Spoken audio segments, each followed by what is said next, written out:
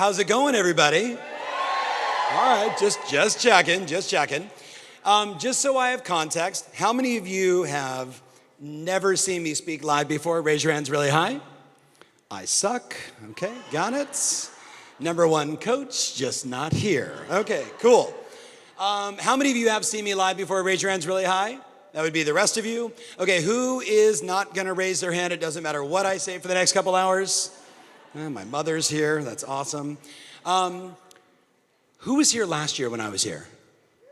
Okay, I have to say this. Kath and Pete got it going on. Yes or no, guys? Right? No. How about a giant round of applause? Yes.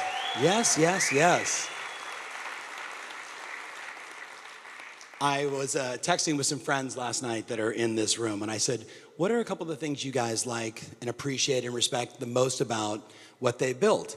And Dan, I was telling him this morning, two extraordinary agents inside this room just gushing on the leadership, the attitude, how much they care for all of you guys and gals, that they go out of their way to create these kind of experiences every month, cocktails and fun. Yes, clap it up. This is good. It really, really is. And I got to tell you, and you all know this, there's been some changes in the economy of real estate, yes? And what many companies are doing is they're cutting back on the things that matter most. They're cutting back on the things that actually create culture, right? Who we are, how we do things, how we operate. So seeing them being this progressive, let's do more, let's get everybody going, right? It really is admirable. So I know I've said it 3 times, but why don't we give them a standing ovation, because I think they deserve it. Like a real standing ovation.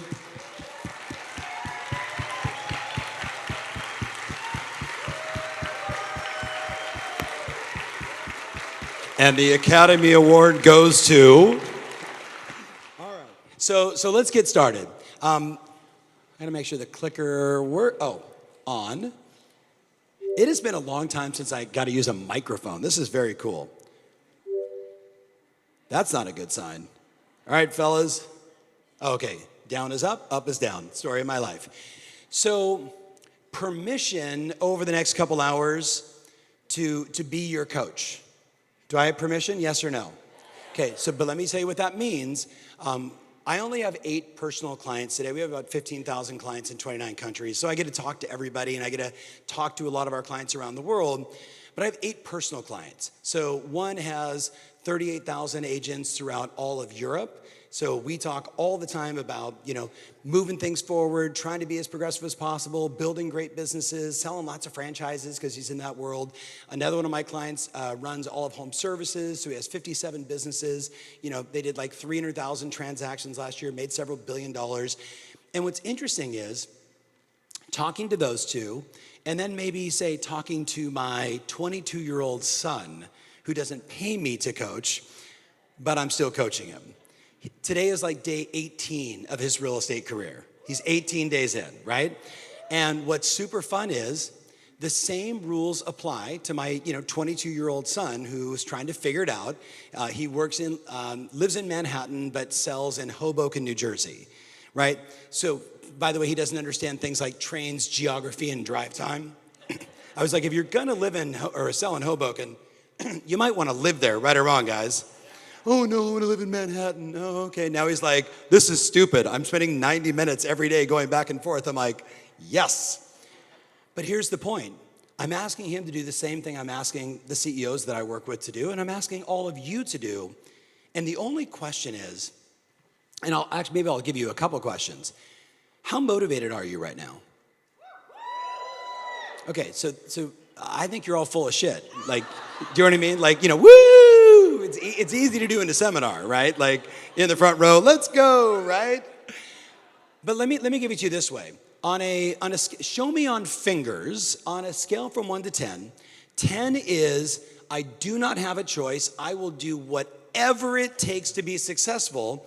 1 is, I have lots of options. I'm just here to avoid working. Show me on fingers your level of motivation right now. Show me on fingers. Richard, I love it. Okay, so I appreciate that. I got all these people saying 10. Here's a guy over here going, 7, 6.5. right? And there's a 6 with a thumb. That thumb looks like a 5.5. Now here's the reason why, because raise your hands if you've been in this business for more than 20 years. Okay, stand up if you've been in the business for more than 20 years. Stand up. Give all these guys and gals a giant round of applause. Okay, so watch this. Remain standing if you've been doing it for more than 30 years. Remain standing. Okay, now give these guys and gals a giant round of applause. All right, how long, buddy? 30. Dude, you look like you're like 42. Screw you. Who is your surgeon? I want to know. 35 years. How long, my dear? 34 years. Well, you're like a spring chicken compared to him. 34 years. So you and I started in 1989, same time. So, sir, ma'am, sir, grab your seats. Have you seen any changes in the real estate industry in 34 years? A little bit. Do you remember the listing books? Right? Like there was always an MLS, but we used to like look inside the book to find properties, and people were like, "Can I show you some properties?" You're like, "I have the book. And if you want to see the book, you've got to be very nice to me." And then things like Realtor.com and Zillow and the MLS, all this stuff has changed. Here's the point. How many of you are a year or less in real estate? Stand up. Year or less. Stand up. Stand up. Give these guys and gals a giant round of applause. For a different reason, grab your seats. This may be your last seminar. Because the failure rate is enormous in this business, right or wrong, right? And I don't say that as a bad thing. You guys you're in the right company, you have the right support, they got the right training, they got the right culture. But look up here. But none of that matters if you don't do the work. Do you guys get me on this? So here's the thing I want you to get. I'm going to share with you some things today that I know emphatically work, and I'll show you the data and the proof of it. The challenge that a lot of you face, especially for my like 34 and 35 year veterans, is you have what's called confirmation bias. Confirmation bias. Now, all of you have it, myself included. Here's an example. You ready? If I said to you, what's your favorite news show? Like, what's your favorite channel? Some of you might say CNN. And I would say, cool, I'm gonna make you watch Fox News for the next 3 days. And for the next 3 days, you're gonna be screaming at the television, right or wrong. That's called confirmation bias. Now, if you love Fox News and I make you watch constant negative news, you're gonna have the same exact experience where you're gonna go, these guys are stupid, what the hell are they talking about? Don't they know yada, yada, yada? Here's the challenge, you ready? When we have too many confirmation biases, we become a little too one-sided. We start to not see the truth. We only see what we want to see. How many of you know what I'm talking about? Say aye. Now, I'm using politics because it's the easiest way, but it's the same exact thing. If I say to you, here's an email that works, you should send it to your database. And some of you will go, I don't like email. Look up here. No one gives a shit what you like. No, look up here. This is, no one cares. You guys get that? Like you say, well, I don't like sending text messages. No one cares. I don't like making phone calls. No one cares. Do you guys get that? But the question is, are you going to run plays that work, or are you going to keep doing the same stuff you've always done? Because look, we went from selling 6.9 million houses. We might, with the NAR numbers coming out, certainly in the next couple of weeks. And by the way, is NAR a shit show right now? Oh my goodness. And I'm talking to all the CEOs every day. They're in the big lawsuits and all that stuff. It's all gonna be done by the end of the month and we'll know what's gonna happen. But here's the dealio, you ready? NAR is gonna come out and basically say, hey, we're on pace to sell 3.999 million properties, which is the lowest number of transactions we've done in close to 30 years.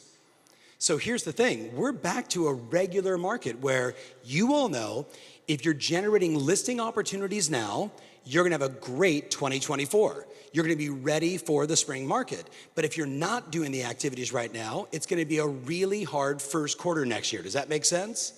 And my question for you is, and maybe just share it with the person to your right or left, and if you got a threesome, go for it, like, multiple people. Share it with your buddy. Is the plan here, just give me a yes or no. This is all it is, a yes or no. Is the marketing plan and business plan strategies you're currently doing getting you the results you want, yes or no? Tell your buddy. Hell yeah. Now look up here. So a bunch of you went like this, like you go first. Yeah, okay, me neither. Now, my point isn't to make you wrong. It's to acknowledge that you have some confirmation biases about what works and what doesn't. So you say, I don't like to do this, like anyone cares. Do you like listings and commissions? Yes or no? I can't hear you. So if you're not getting, okay, who has kids that you're aware of? Who has kids? Okay, so who does not have kids? Raise your hands. Please get some. Get some right away. It's the only way the economy is going to keep going. We all need to do 2.2 kids. If you got one, like, get another one, right? Just adopt somebody. Here's the deal, though. You ready? If the plays you're running aren't working and we're going into an even more declining real estate economy, which everyone is saying the same thing, what you experience this year will be exactly what you get in 2024, will be exactly what you get in 2025, and more than likely will be exactly what you get in 2026. Now, it's not a bad thing. I have lots of clients that are 25% up year over year last year, even doing 30% more, 40% more, 50% more, 10% more. And here's the truth, look up here. If you're doing the same exact amount of volume and transactions this year as you did last year, you're winning. You're winning because last year we had 4.6 million houses sold. This year we're gonna finish, sub 4 million. So if the transaction count is down and you're flat or up, you are killing it, yes or no? But here's the hook. You have to be willing to do different stuff. You gotta be willing to try new things, yes or no, my friends? Who's got kids? If they're failing in school, do you say, well, just keep it up? Right? If they're consistently getting bad grades and they only do their homework in their bedroom where they've got unlimited access to the internet and screwing around, do you say, well, yeah, that's clearly working for you, keep doing that? Or you say, why don't you come out here in the kitchen and let's do our homework together so we can get you refocused? You run a different play, right or wrong, guys? Same exact rules apply here. So all I'm gonna talk to you guys about today is plays that work. We're gonna talk about the 4 most important things that all great businesses have in common, the things that we all need to be working on from a macro level. Then I'm gonna go super micro and say, here are 4 or 5 things I want you to start doing immediately that will generate you listings. You guys want listings, yes or no? Do you wanna do it the hard way or the easy way? Okay, I'm gonna give it to you the easy way. But for some of you, it'll feel hard because it requires communicating with people. I'm not even gonna ask you to call them. I'm not gonna ask you to call them. I'm gonna show you the easiest way to bring value to your customers and have them say, thank you so much, and start a conversation. Because what we know right now is 3 to 5% of the people in your phone are gonna sell their home in the next 12 months. You guys hear me? 3 to 5% of every person in your phone is gonna sell their home in the next 12 months. And if I show you an easy way to communicate with them, you will discover who the 3 to 5% are, and you won't offend the balance of the 97% by going, have you any thoughts of selling? And I love referrals, and who do you know, and blah. Because none of your customers care about that stuff, right or wrong, guys? They all care about themselves, yes or no? All right, so let's get into it. Here's our outcomes. Here's the things we wanna do today. Clickety click, click, click. And are you guys gonna take some notes? Okay, that's cool. On your phone, however you wanna do it, it's all good by me. So we wanna attract and win more listings. I wanna get you tapped into the 3 mega trends that are happening right now, not just in our industry, but in all industries. I wanna talk to you about the great business framework, the 4 most important things that all great businesses have in common. And then, of course, I wanna get you ready for 2024 with just like a little 40-minute planning session. So at least when you leave here today, you can say, I know exactly what I'm gonna do over the next 90 days and what I also want to achieve next year. So that's what we're gonna do together. All right. Oh, and then we wanna have fun. You guys up for that? Laugh with me, laugh at me. I've already been paid, right? It's all good? Okay, good. All right, so we're good. All right. So how's the market? Ready? Show it to me this way. And I don't care about the market, I actually care about your market. And I don't mean your market where you sell, I mean your market where you sell. Is everybody with me on this? This is where the market is. You guys follow me? It's right up here. Just for fun, turn to your buddy and say, your head is a scary place to be. You didn't even have to say it to anybody. You were just like, shit, he's right. My head is a scary place to be. So here's the deal, ready? I wanna know like this, ready? This is, hey, my market as in what's going on up here, which translates into the activities and the behaviors that I'm involved in every single day. My market's incredible. my market's okay. I'm in trouble. Show me visually. So everybody in the room can see it. Come on, get them up, get them up, get them up. It's just a little self-evaluation. Okay, so I appreciate you were like, I don't even want to show this to you. So here's the thing. What I saw is across the board, whether you were here or here, here's the hard part. It's actually your behaviors. It's what you do or you don't do every single day. See, you can't do good things for your customers every day and have a bad market. If you do good by your customers, if you educate your customers, if you explain what's going on inside the marketplace, you have these wonderful conversations, you go from here to here really fast. And if you do it over and over and over and over and over and over and over, you find the 3%, all those people start talking to you about putting their home on the market, then they refer you to somebody else, and all of a sudden it's all this, but it's all behaviors. So let's do another be honest, but keep it low and only show your buddy. This is my behaviors, meaning my marketing, my lead generation, my follow-up, my activity with my database, killing it right now. Flat, holy shit. Show your buddy really quick. I won't look. Show your buddy. Be honest, show your buddy. How are your activities with your clients? But it took you a minute there. You're like, and you? Flat, and you? What you just gave me like a fist bump. There was just no thumb involved. I'll go with that was flat, and you? Flat, and you? Flat? Okay, so here's the problem. Look up here, guys. If you're flat in a declining market, where is your business? So seminar's over. Go to work. Right or wrong, guys? Okay, I told you, if you're going to be my client, I'm going to be very real with you all day today. All right, so which of those best describes you? Now, they're both delicious. I would prefer the bison, but how many of you have a dog or a cat or a pig or something, a horse, whatever? So all of us with animals know that when a storm starts brewing, immediately the animals sense it long before we do as humans. And they sense it so much that when a cow senses, hey, there's a storm, if the storm's coming this direction, the cow immediately turns and it starts walking away from the storm. Now, there's two problems with that. First, it walks really slow. And secondly, if the storm is coming this way, they're just gonna walk in the storm until the storm finally passes, and it's gonna be kind of horrible. Where the bison senses it at the same exact time. You know what the bison does?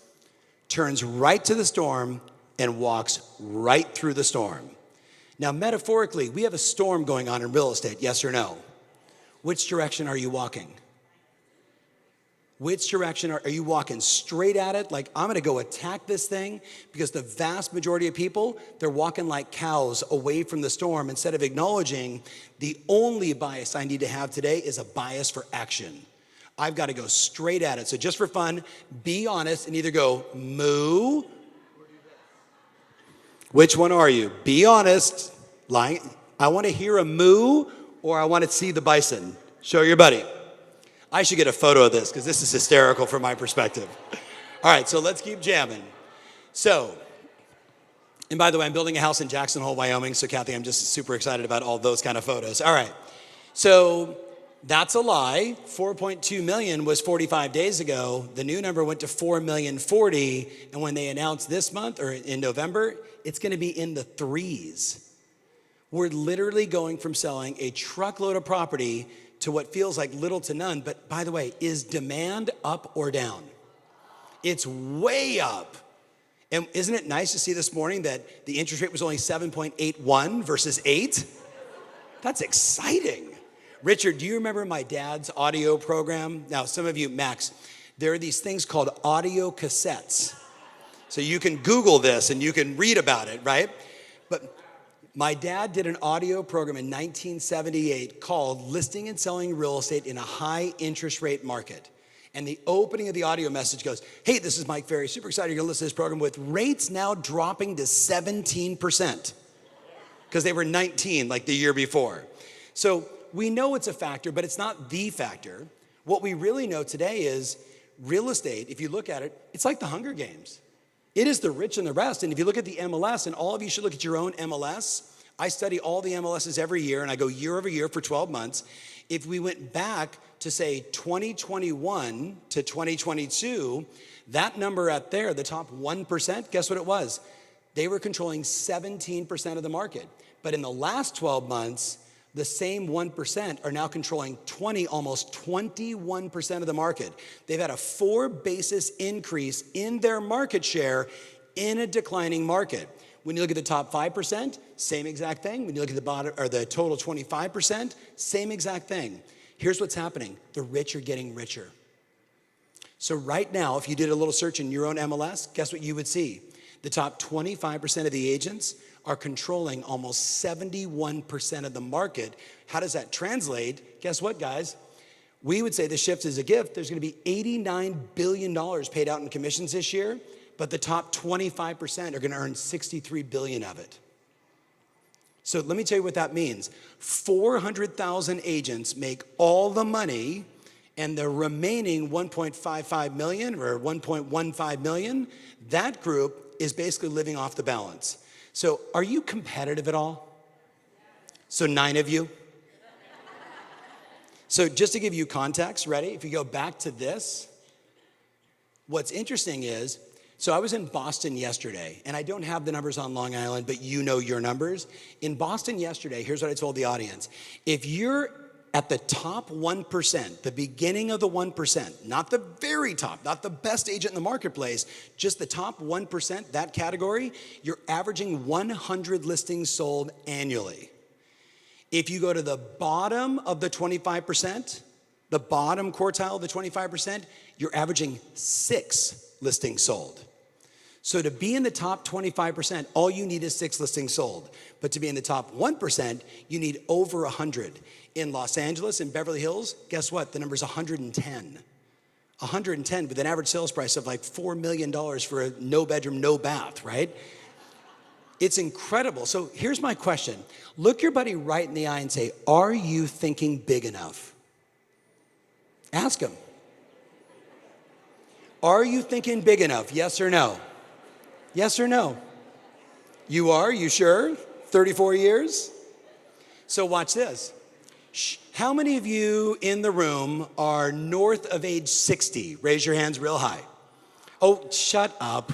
I didn't ask for your bra size. I just said, how old are you? Like, how often do you have sex? Okay, I'm 64.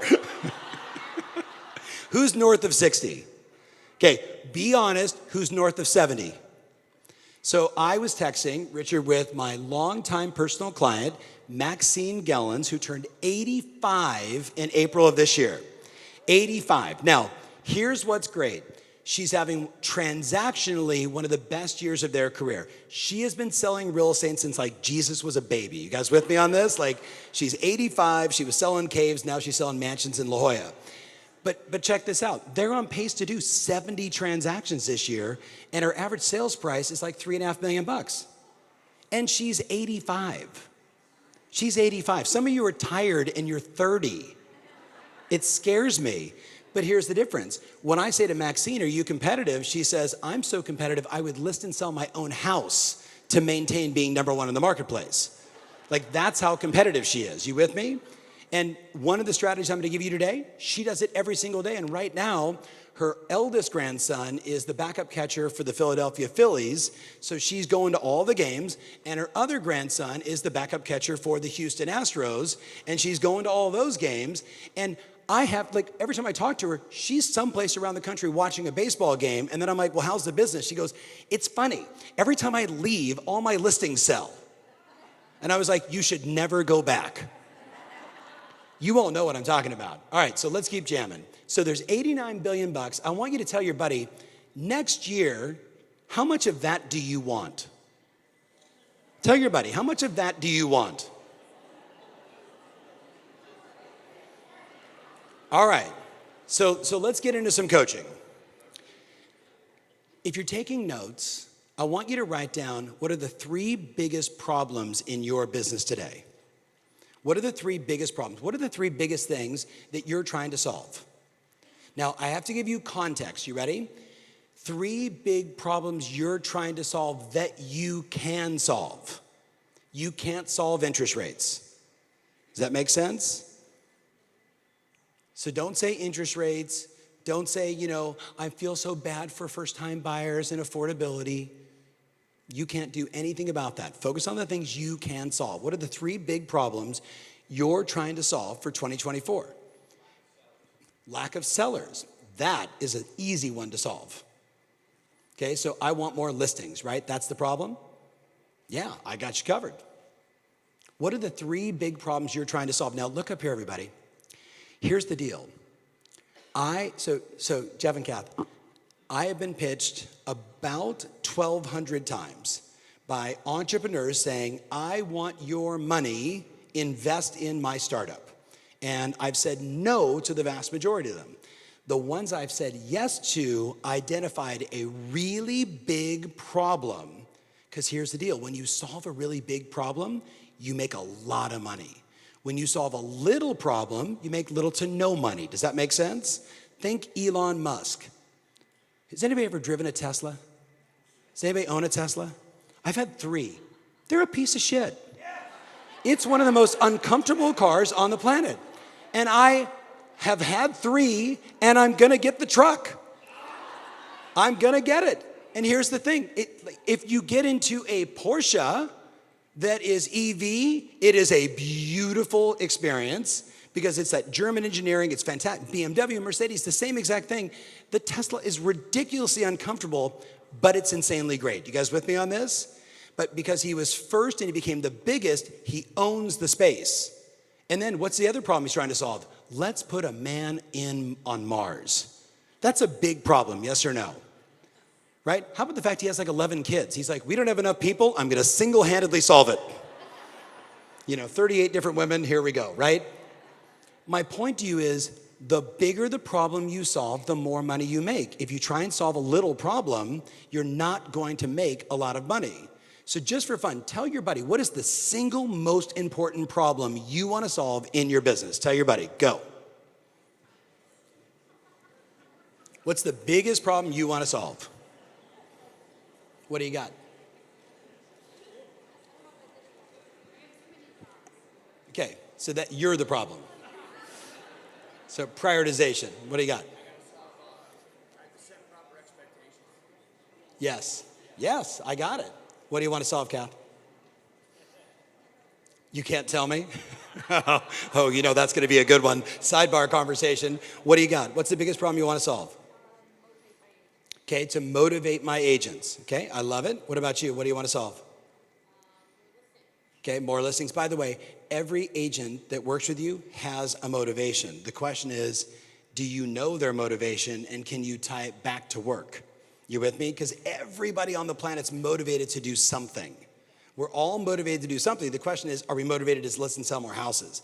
Now, I'm going to stress to you guys that there are 4 primary problems that all big businesses have solved. 4 primary problems that all big businesses have solved.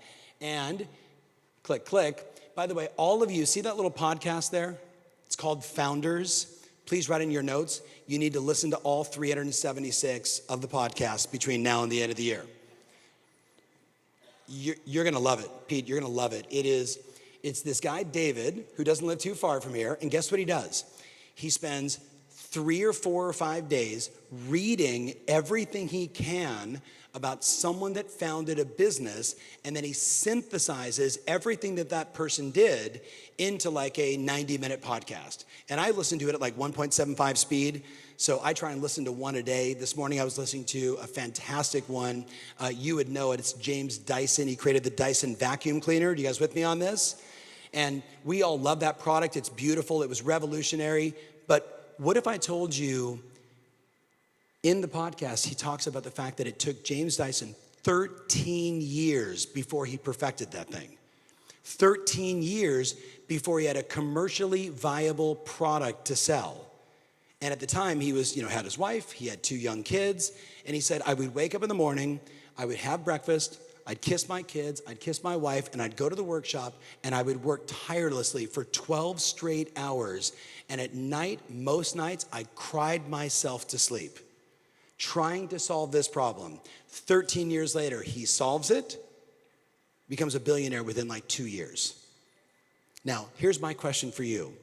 If you look at whether it's James Dyson or Walt Disney or Steve Jobs or Oprah Winfrey, all these extraordinary titans of business, they have all solved 4 things. And the bummer is, for most of us inside the room, when you see the 4, you'll go, of course. But will you look in the mirror and say, now, have I done those 4 things to my optimum? Or have I suffered in a few of these? And maybe, just maybe, that's why my business is in the position that it's in. So all great businesses start with a great brand. A great brand. How great is your brand? Not the company brand, because the company brand's great. How great is your brand, your personal brand? Now, here's the deal. You ready? I would rate yourself. I say on a scale from 1 to 10, 10 is you can't go anywhere without someone going, oh, there she is. I see you everywhere. That's a 10. You with me? Doesn't matter where you go in the world, people recognize you. That's a 10. You guys with me on this? You could put like Beyonce in that category. Do you follow me? Swiftie, she's in that category, right? Everywhere she goes, they're like, oh my God, there she is. Is she streaming with Travis Kelce? Oh my God, right? Like, she's a 10. 1 is no one knows who you are. I want you to be honest with your buddy and tell him on a scale from 1 to 10, 10 is Swiftie, 1 is no one knows who you are. How would you rate your brand in the market? Tell your buddy, go.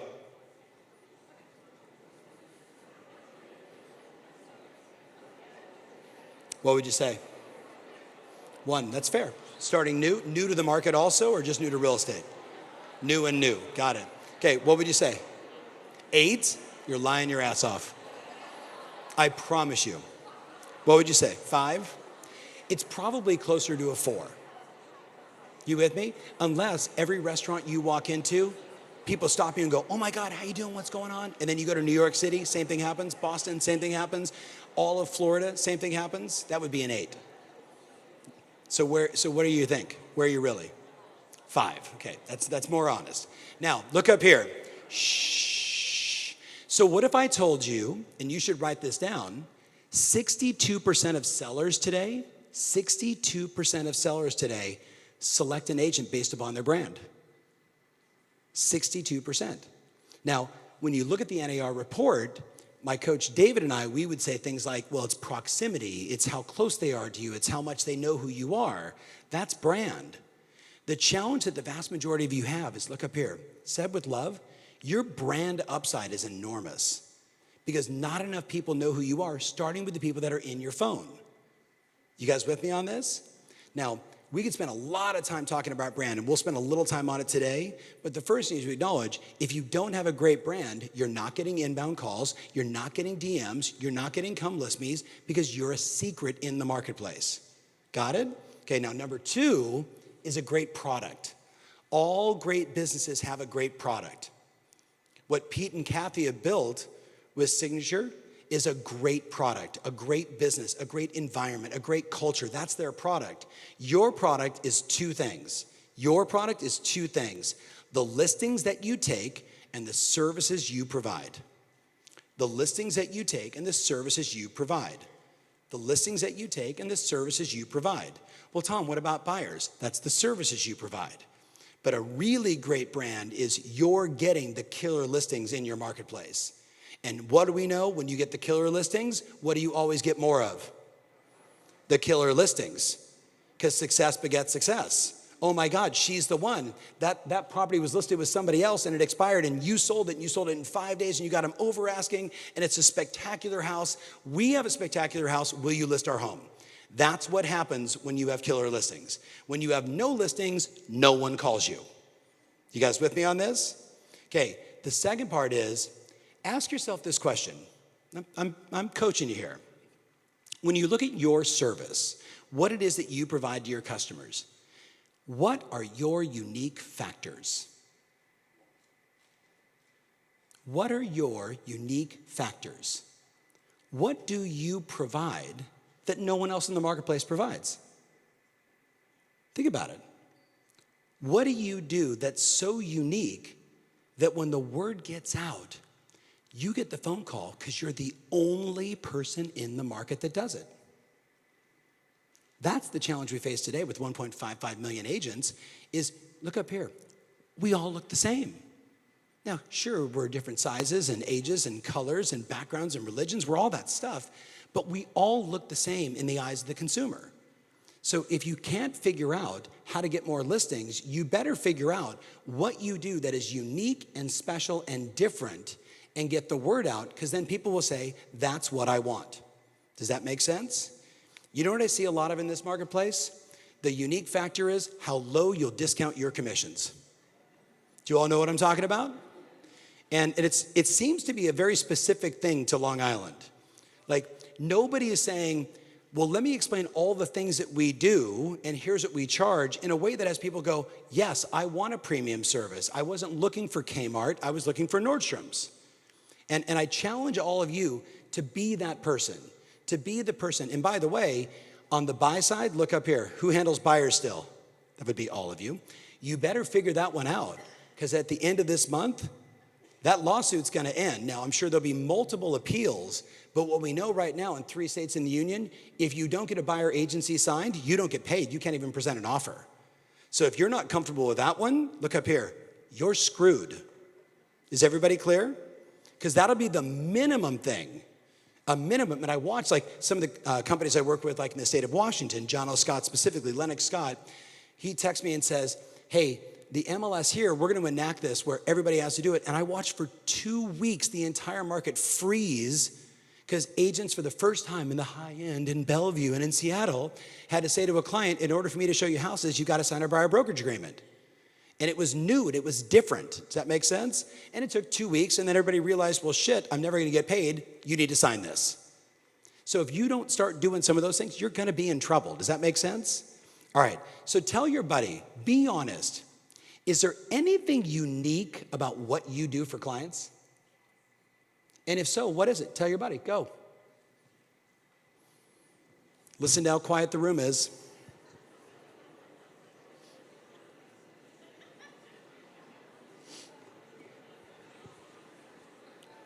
What do you do that's unique?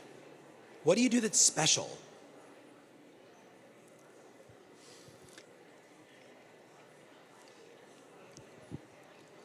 All right, so come back to me. Shh. So by the way, when you think about all the great brands, they all do something special. They all do something unique. They all do something different. And then as soon as the word gets out, everybody else rips them off, right or wrong. And here's the game. For all of us in business, we have to continually plus and enhance our product, our service, what we do. And if you don't do that, you get buried by everybody else. Here's the third one. You ready? Great marketing. So let's play a game. You ready? Scale from 1 to 10. 10 is your email, your social, your video, your calling, your texting, your print, your direct mail, your Hulu ads, your YouTube ads. Everything is on point. You cover all the schools. Everybody knows who you are. That's a 10. Right? Because of your marketing, and you can't handle how much inbound is coming in. You guys with me? You had to build a team because there was just too many buyers and too many sellers. Remember I Love Lucy and the Chocolate Factory? Y'all with me on this? Like there's too many chocolates coming. You can't put leads in your bra and you can't eat the leads, right? So you got to get more people. That's a 10. One is you're so inconsistent with your marketing that even thinking about it makes you sick. Tell your buddy, how's your marketing on a scale from 1 to 10? Tell your buddy.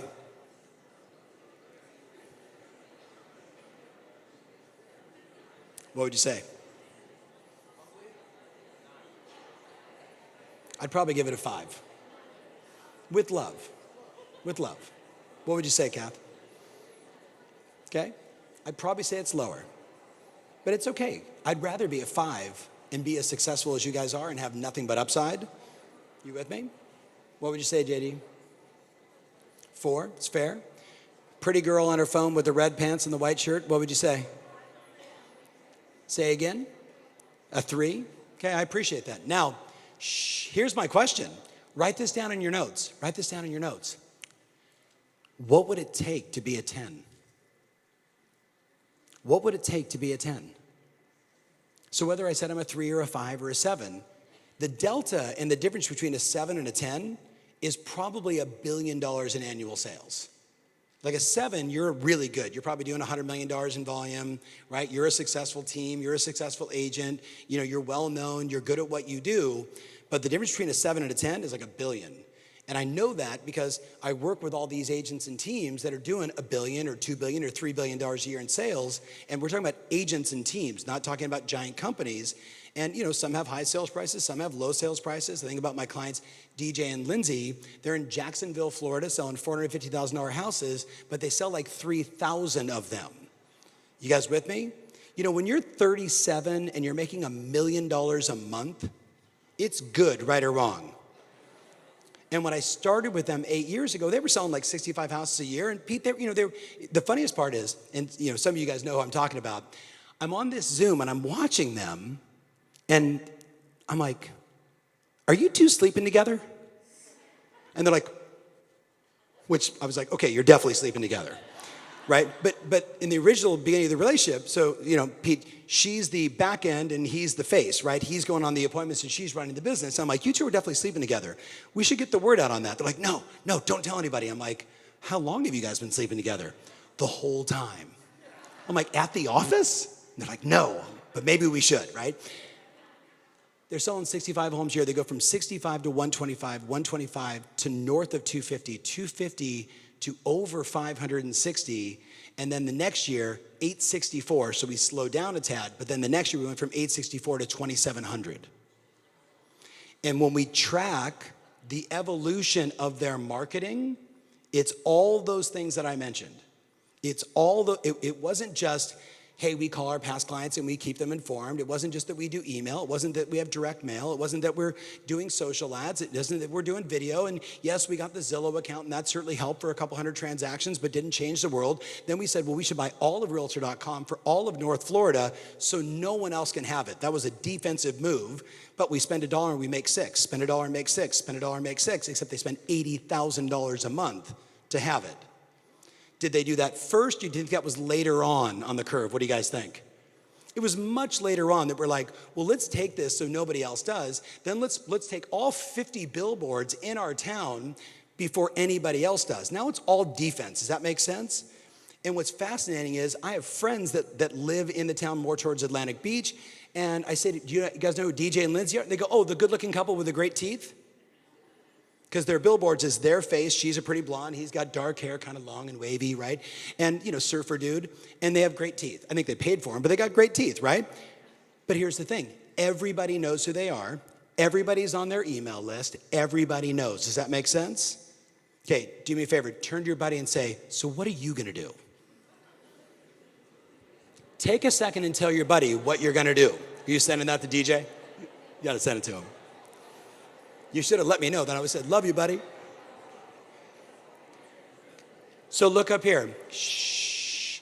How many of you need to make money?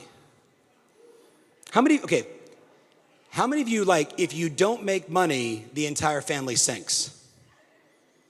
Okay, so if you need to make money, there is only one correlation. Marketing equals appointments, appointments equals money. And yet most of you inside this room, your marketing isn't where it should be. Now, I'm not razzing you, but it's the end of the year, and I want you thinking about what's the marketing I'm going to do between now and the end of the year, and what's the marketing I'm going to do all of next year, because that is the great degree of separation. How many of you know an agent that sells a bunch of houses, but every time they do, you think to yourself, how in the world does that person sell a bunch of houses? Do you guys know somebody like that? Josh Rubin, right, who I think is, you know, Josh, who's one of my dear friends, right, was texting with him yesterday. I'll see him in New York City this week. So Josh, do you remember in, what was it, Peanuts? No, it wasn't Peanuts. Do you remember the character Eeyore? What was Eeyore in? Winnie the Pooh. That's Josh Rubin. Josh, how are you? Right? Did you have a good week? He texted me yesterday. I'm like, how's your week going? He goes, and like, I don't even know how you type into a text, but that's what I got. Like, oh, I did list a $22.5 million house. I was like, yeah, pathetic. But his, like, if you know Josh has a giant heart, and he has a lot of charisma and personality when you're up close. But when you talk to him and you kind of see him, you think, if that guy can, anybody can. But when I started with Josh, I was like, hey, Josh, we should do direct mail in New York City. It's called geographic farming. He's like, nobody farms in the city. There's no trees. And I was like, shut up. Just mail to buildings, right? But we were very targeted. We said, where is the highest turnover? 1 bedroom, 1 baths. 1 bedroom, 1 baths, kind of 17th Street and surrounding. We put 2 buildings, 550 units. The first mailer goes out. His phone rings. Josh, we've been getting your mailers forever. We'd like to sell our apartment. We've been getting your mailers forever. First mailer. He says, you should have told me to do this a long time ago. We go from 500 to 1,000, 1,000 to 2,500, 2,500 to 5,000, very methodically, only because deals were coming in, we were getting paid, we can expand, we're spending $1, we're making 4 or 5, this is good. Today it's 125,000 units in Manhattan. 125,000 units in Manhattan, and yesterday, one was for a come list me call for $22.5 million. A come list me. Hi Josh, we've been getting your mailers forever, you're clearly the guy. Does that make sense? But that's only one approach to marketing. That's just direct mail. There's a lot of ways to do it, right or wrong, guys. Okay, so far, all great businesses have a great brand. All great businesses have a great product. Your product is sitting in your seat. You guys with me? Your product is sitting in your seat. All great businesses have unbelievable marketing, and they do it all. But the last one, I would argue, is the big one, distribution. Now, correlates a little bit to product, and it certainly correlates a little bit to marketing, but distribution is how many ways do you get the word out? Distribution for Costco would be how many locations do you have, right? For Signature, it's how many locations do we have? That's our distribution. It'd be our physical offices. But for all of you inside this room, do you have distribution on YouTube? Yes or no? Okay, YouTube is spelled Y-O-U-T-U-B-E. If you don't have distribution on YouTube, the second largest search engine in the world, are you missing something, yes or no? Even if it just means I'm gonna take every listing that I have, or I'm gonna have every one of my buyers that I represent, and I'm gonna show that house, and I'm gonna put it on YouTube, like HGTV style. There's a million ways to do it, but that's distribution, direct mail, email. You'd say, well, that's kind of marketing. Yes, marketing and distribution are very similar. So now do me a favor. I want you to tell your buddy, just to your right or left, for 2024, in order for you to earn the money that you deserve, to have a really successful business, whatever that means to you, I don't care. I want you to be healthy and happy and successful and have money and be able to take care of people. Whatever that means to you, what do you need to work on in those 4? Tell your buddy, what do you need to work on in those 4?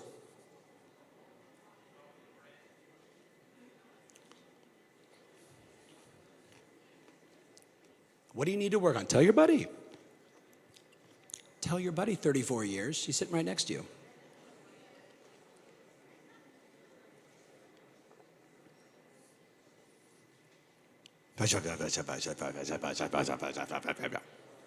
Now, how many of you are thinking all of the above? So, if I had to prioritize, I would prioritize marketing first. Because marketing will get you appointments, and appointments get you paid, and then when you're paid, you can afford to work on all the other ones. Does that make sense? Is everybody clear? Marketing is where you should start, because again, marketing gets you appointments, appointments get you paid, paid allows you to do a lot of different things. All right, so let's keep jamming. So we talk about product, right? We know what that it is. The real product we need, sir, the gentleman that said listings. So I'm gonna show you, so really fast, in your phone, show your buddy how many people are in your phone. How many contacts do you have in your phone? How many contacts? If you have an iPhone, just open up your contacts, go to the bottom, or there's a little tab that can show you all the details. So Dan, how many? 2,000, love it. I love it, but some of those are agents, so you gotta take them out. How many contacts do you have in your phone? How many contacts? How many you got, sweetheart? Look at the very bottom. Scroll down to the very bottom. How many you got? How many? How many? 300? 400? How many you got? 2,200. You're gonna love and hate this. Okay, how many you got? Pretty gal with the reddish hair. What do you got? Yeah. How many? About 500. You're gonna love it. What do you got there? 1,000. How much? 1,031. Gal with the pink hair, but only at the bottom. You have an Android? Get an iPhone. You annoy us when we're on text groups with you. 2,200, 4,000? That's why you're wearing sunglasses indoor, girl, because you're hot. Just saying, just saying. All right, so now you ready? I'm sure this is going to be inside there where it says, how do we double the number of listing appointments we go on? Write this in your notes. You ready? 3 to 5% of the people in your phone are going to sell in the next 12 months. 3 to 5% of 4,000 people in your phone are going to sell. I watch you keep taking off your glasses. I don't know math. I know all of you don't really know math except for what's 2.5% of 425,000? That one you guys got, bang, you got that number. What's 3% of 4,000? 10% would be 400, so I guess it would be somewhere around 120, 125. You, my dear, have 125 listings sitting in your phone. That should either excite you or piss you off. Does that make sense, everybody? Now, all my veteran friends know in the room, forever it was, everybody moved every 10 years. But now, because of 3% mortgages, because of commission compression, all the things that are happening in the world, it's basically between 3 and 5%. And our data shows it's closer to 3 than it is to 5 right now, which means with 139 million homes in the US, we will have a little over 4,170,000 new listings hit the market next year. That's my prediction. 4,170,000 homes will hit the market next year. Now, here's my question. You ready? If I say marketing is the most important thing, in order for you to get more listings, can you rely just on your database or might you need a few other things? What do you guys think? Right? Maybe a couple? So let's take a look. You ready? I want you to strategically select 2 more listing attraction solutions. One is your database, and then I want you to select 2 more. So let's take a look at the list of where actually, let's do this first, right? I screwed my own slides up. What's driving the market? What drives the market right now, guys? Who's listing their house for sale? Someone said people that are moving. Yes, but the only people that are moving right now have circumstances that are changing. You guys with me? So remember during the pandemic, what did everybody do? Hey, we're gonna sell our house, we're gonna move to Southern New York, Southern Long Island, AKA Fort Lauderdale, right? And everybody was just moving because they could work and live anywhere. All of that is over, correct? So now the only thing that matters is when circumstances are changing, and here's the circumstances that are impacting people that they're selling today. Now, here's what's fun. I used to live in a town called Newport Beach, California. Anybody ever been to Southern California before? Ever been to Newport Beach?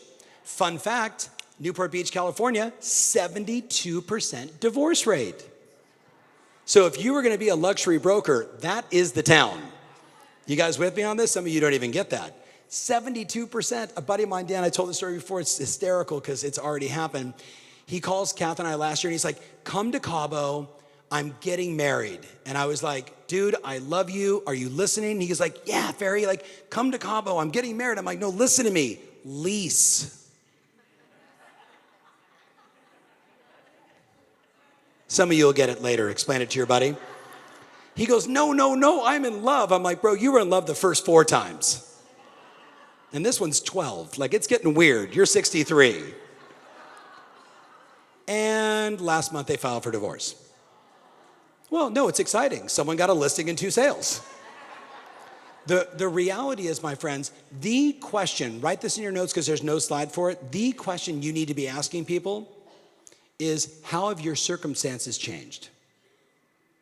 When someone says, well, we're thinking about selling, terrific, I don't recommend it. What do you mean you don't recommend it? Well, it really only matters if your circumstances have changed. How have your circumstances changed?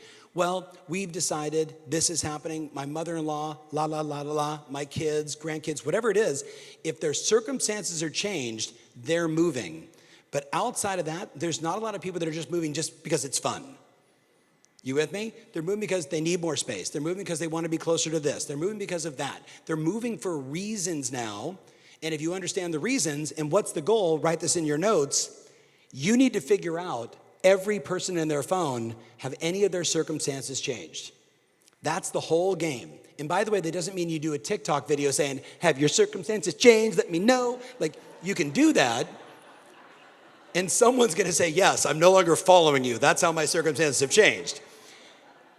But if you do it in a beautiful way, which I'm going to show you, you will discover all the people in your phone whose circumstances are changing, and that's where you're going to get a lot of listings. So take a look at this really fast.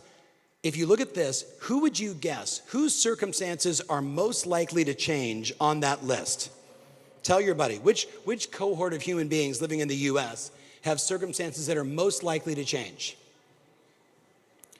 I would go with the silent generation. So get this. Anybody see the show Band of Brothers? So 4 of us, okay? So my Uncle Frank, right, who, we saw you, or you hung out with my boys and had a lot of fun. Last September 30th, I went to his home, right? Now he lives in Boston, and spent a couple hours with him before I had to Richard get on a plane.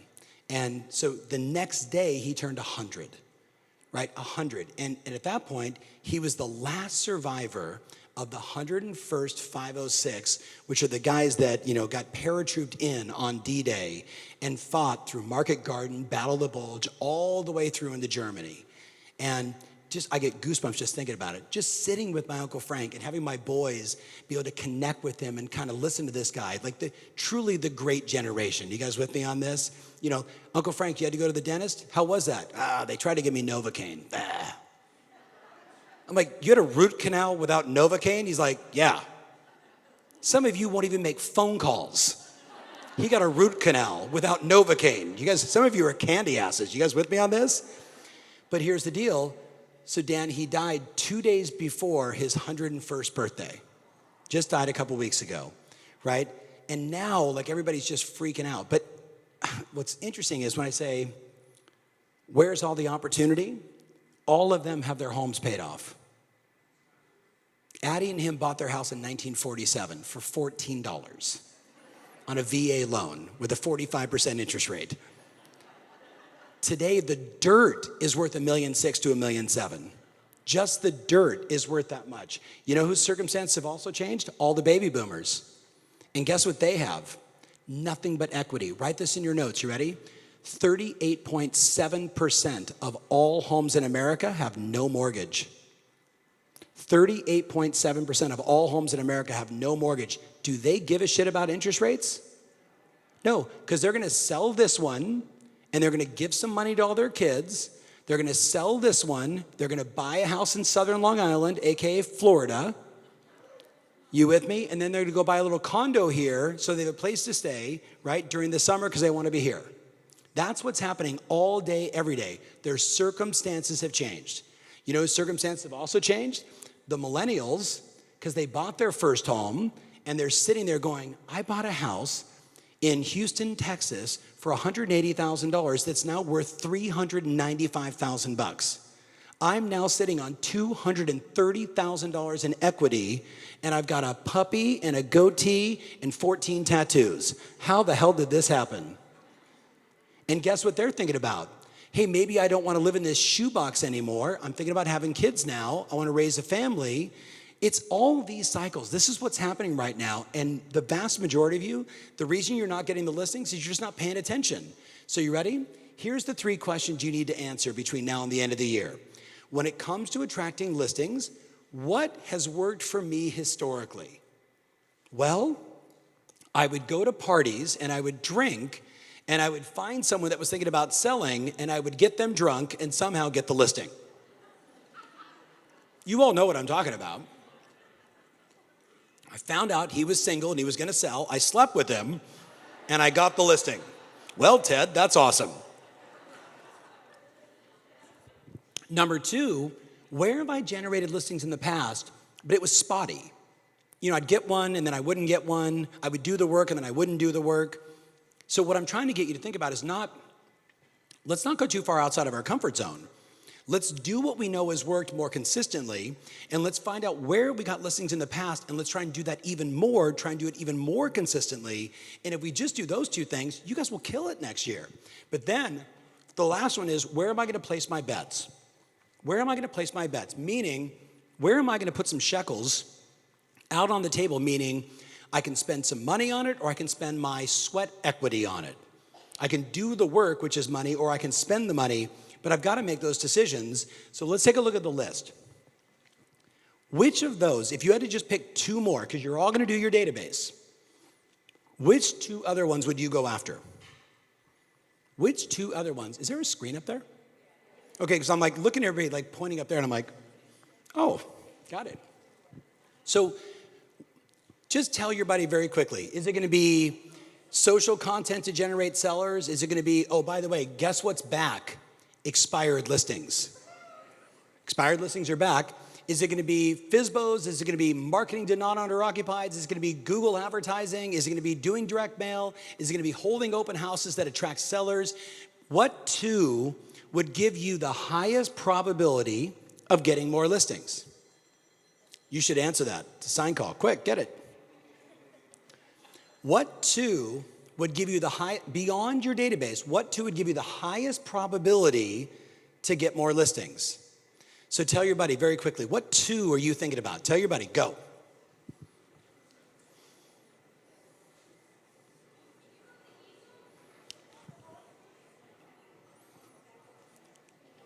Just kidding, I knew. I'm just messing with you. You got it. What two? Now, before you get too ahead of yourself, see that young kid, 13 years in real estate, starts working with one of our great coaches, Carl Rizzuto. Carl says, I was on Zillow and I was looking inside your marketplace. There's a lot of for sale by owners. The guy says, I don't like for sale by owners. Carl says, no one gives a shit what you like. Do you like listings? The guy says, I do. Carl gives him an easy script. He starts calling for sale by owners, and then he lists 7 in 10 days. 7 in 10 days. Fun fact, you might want to write this down. I don't know if FSBOs are on your list, but write this down. There's a company called Sold.com that also happens to own Fizber.com. It's a FSBO site. So 8 years ago, this guy calls me and says, hey, Tom Ferry, we'd like to hire you as a consultant to work with us on our website. I'm like, yeah, tell me what's the company? He goes, Fizber. And I go, I don't really want to support for sale by owners, so I'm going to pass. He said, no. We've identified a problem you might be interested in. I said, okay, I like problems. What do you got? He says, on the 61st day of a for sale by owner being on our site, they inbound us with a phone call or a text or an email saying, it's not working. Could you recommend an agent? I was like, I would love to help you guys, but I only want to start on day 50. You with me? And then I start teaching all my clients, how do you help that person that, for whatever reason, hallucinated that they could do it on their own and suddenly couldn't, and now all of you, in a beautiful way, can engage them, work with them, and take listings. And this young kid who only worked by referral suddenly takes on for sale by owners, primarily because in his marketplace, there was a lot of them. Does that make sense? So when there's a big addressable market, there's a big opportunity. He starts going after the right way. He lists more houses. Now, here's an additional list I want you to look at. There's only one that's repeated, and that's expired listings.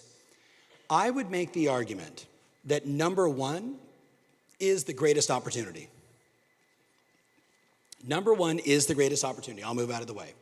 Number 1 is the greatest opportunity, which means I'm going to go into my MLS, and I'm going to identify every homeowner in my market who has lived in their house for more than 30 years. And you guys have like Remine in your MLS. You can do a search query in Remine and say, show me every homeowner, every home in my area where the home seller has lived in the house for more than 30 years. And 30 years, 35 years, 40 years. And guess what you're going to discover? You might have 1,400, 1,800 homes of all these people within 45-minute drive of you, or whatever your drive time you want to be, All of those people, look up here, all of those people have two things in common. One, they're all going to move eventually. Two, their agent is dead. Right or wrong? Right or wrong? Think about it. They bought the house 35 years ago from a guy or gal who was selling real estate at the time who was 60. That agent is dead. Do you follow me? God bless them. I hope they're still alive, but they're probably not active anymore. Does that make sense? So all of those agents or all those homeowners have been abandoned by an agent. Do you guys get that? That's a huge opportunity. Now, if you look at my notes, what am I saying? Man, I'd be doing direct mail. I'd be sending them handwritten notes. I'd be dropping note cards. My dad'd be rolling in his grave. I'd put a fridge magnet on there, JD, right? I would do a CMA twice a year. I would tell stories about the neighborhood. I would essentially adopt them as my own client, and I would treat them as such. Does that make sense? Does that make sense? All of you could do that, yes or no? By the way, you know who's going to kill it? Raise your hands if you're under 35 years old. Raise your hands if you're under 35. You will kill it because they're going to go, oh, you're so nice. You remind me of my goddaughter or my granddaughter, right? And you're like, well, you know, if you were my grandmother, I would expect you to list the house with me, right? You would kill it. You would kill it. And then all my friends that are their same age, you're going to kill it because it's relatable. Maxine Gellens, who's 85, right? Here's what she told me recently. I need to age down on my clients. I said, tell me why. She goes, all my clients are 90. I was like, hey, Maxine, high turnover though. High turnover, pay attention. She goes, but they're all gonna be dead. I'm gonna need to find new clients. I'm like, okay, let's go, right? So watch this. If you look down that list, the other one that really stands out, if you wanna go after people that are 70, 80 years old, God bless these people. They bought their house, they raised their kids, all these women raised their stupid husbands, and now they're sitting inside this house. You know what you do? You invite them to a seller seminar. You invite, because the taxes here in New York for selling houses is really good, right? Right? So you know what you do? Maureen Fallon, who's in Queens, one of my great clients, I was texting with her this morning. Maureen started doing seller seminars earlier this year, January, February, March, April, May. I had her do a talk on it in August. It was absolutely sensational, but ready to this? My little sister, Michelle. You all know who my dad is, right? Yeah, Brian Buffini. Yes, top of the morning, right? So one of you will believe that, which is hysterical. So my little sister has worked for her entire adult career for my dad. Used to work for me, and then I left, 20 plus years ago. So all she knows, Pete, is the Mike Ferry way. Cold call 3 hours a day, be disciplined, computers are stupid, blah, blah, blah, right? I love my pops. I'm not that's his stick. So she comes to my summit for the first time ever. And the morning session is all of these incredible agents that get up and do what we call Tom X. And one of them is Maureen Fallon. And when Maureen's speaking, she's got red hair. My sister's got red hair. She's like, I can relate to this woman. Like, you mean I can invite people in my area to come and attend a lunch where we serve them lunch and we educate them on if they're thinking about selling their home. Here's some do's and don'ts. I've got somebody there that can talk taxes, 1031 exchange, whatever it may be with this investment property. So she does her first one, JD, like 2 weeks ago. She texts me, I'm so nervous. 9 people said they were gonna come. What if no one shows up? I said, well, if nobody shows up, you have a lot of food, enjoy your lunch. If one person shows up, don't stand up, sit down with them and have a conversation. If 2 people show up, sit down with them and have a conversation. If 9 people show up, you're in a little boardroom, you could stand up there and you can make a presentation. All 9 people showed up. At the end of the week, she had taken 2 listings and already been on 3 listing appointments. Oh, no, I'm not even looking for an awesome. I'm looking for, do you get it? Guess what the median age was? 75. 75 years old. They live in Carlsbad. They've been in Carlsbad forever. They're former military because it's a military town. They bought their home in San Diego for $14. It's now worth $1.7 million. And I just saw Michelle's first just listing ad from her social stream from a seller seminar that she never thought she could do, but she took Maureen Fallon's blueprint and just did that. Cut Maureen's face off, put hers on, and did the presentation. So tell your buddy, do you really want to get more listings? Are you sure? Too cool for school over there with the sunglasses? Do you really want to get more listings? You don't have to take them off, hotness. It's all good. All right, so let's talk. You ready? So I want you to write down right now, besides your database, what are the 2 other listing attraction strategies you want to go after? Besides your database, what are the 2 other listing attraction strategies you want to go after? Where are you going to plant your flag? Where are you going to become the best? Where are you going to go out and serve more customers besides your database? Just give me 2 more. What are the other 2?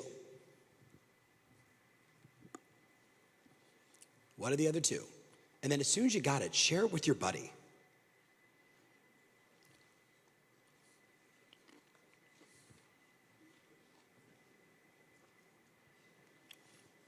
So what are you going to do? Say again? Okay, that's fair. Good. What are you going to do? Nice. Are you also in management? Okay, that's fair. Okay, got it. I'm asking all the managers. Okay, my dear with the green jacket, what are you going to do? Airbnbs. Are Airbnbs oversaturated, or is legislation changing here? It's oversaturated and legislation is changing, which means lots of listing opportunities. So do you have a way to get a list of all the people that own the Airbnbs? No. That's a slow road to China. Why don't you Google, where do I buy a list of all the owners of Airbnbs? And when you GTS, AKA Google that shit, Google will say, this list broker, and they'll give you 5 or 6 list brokers that will sell you the list of the emails and the phone numbers of all the owners of the Airbnbs in your marketplace. Does that make sense? Easy cheesy. All right, so tell your buddy very quickly, what are the 2 additional sources you're gonna go after? Just tell your buddy really fast. What are you gonna do? What are you committed to? Tell your buddy, she's over there.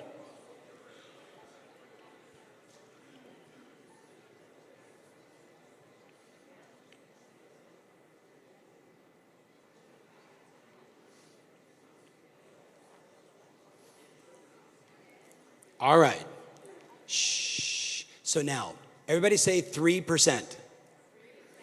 3%.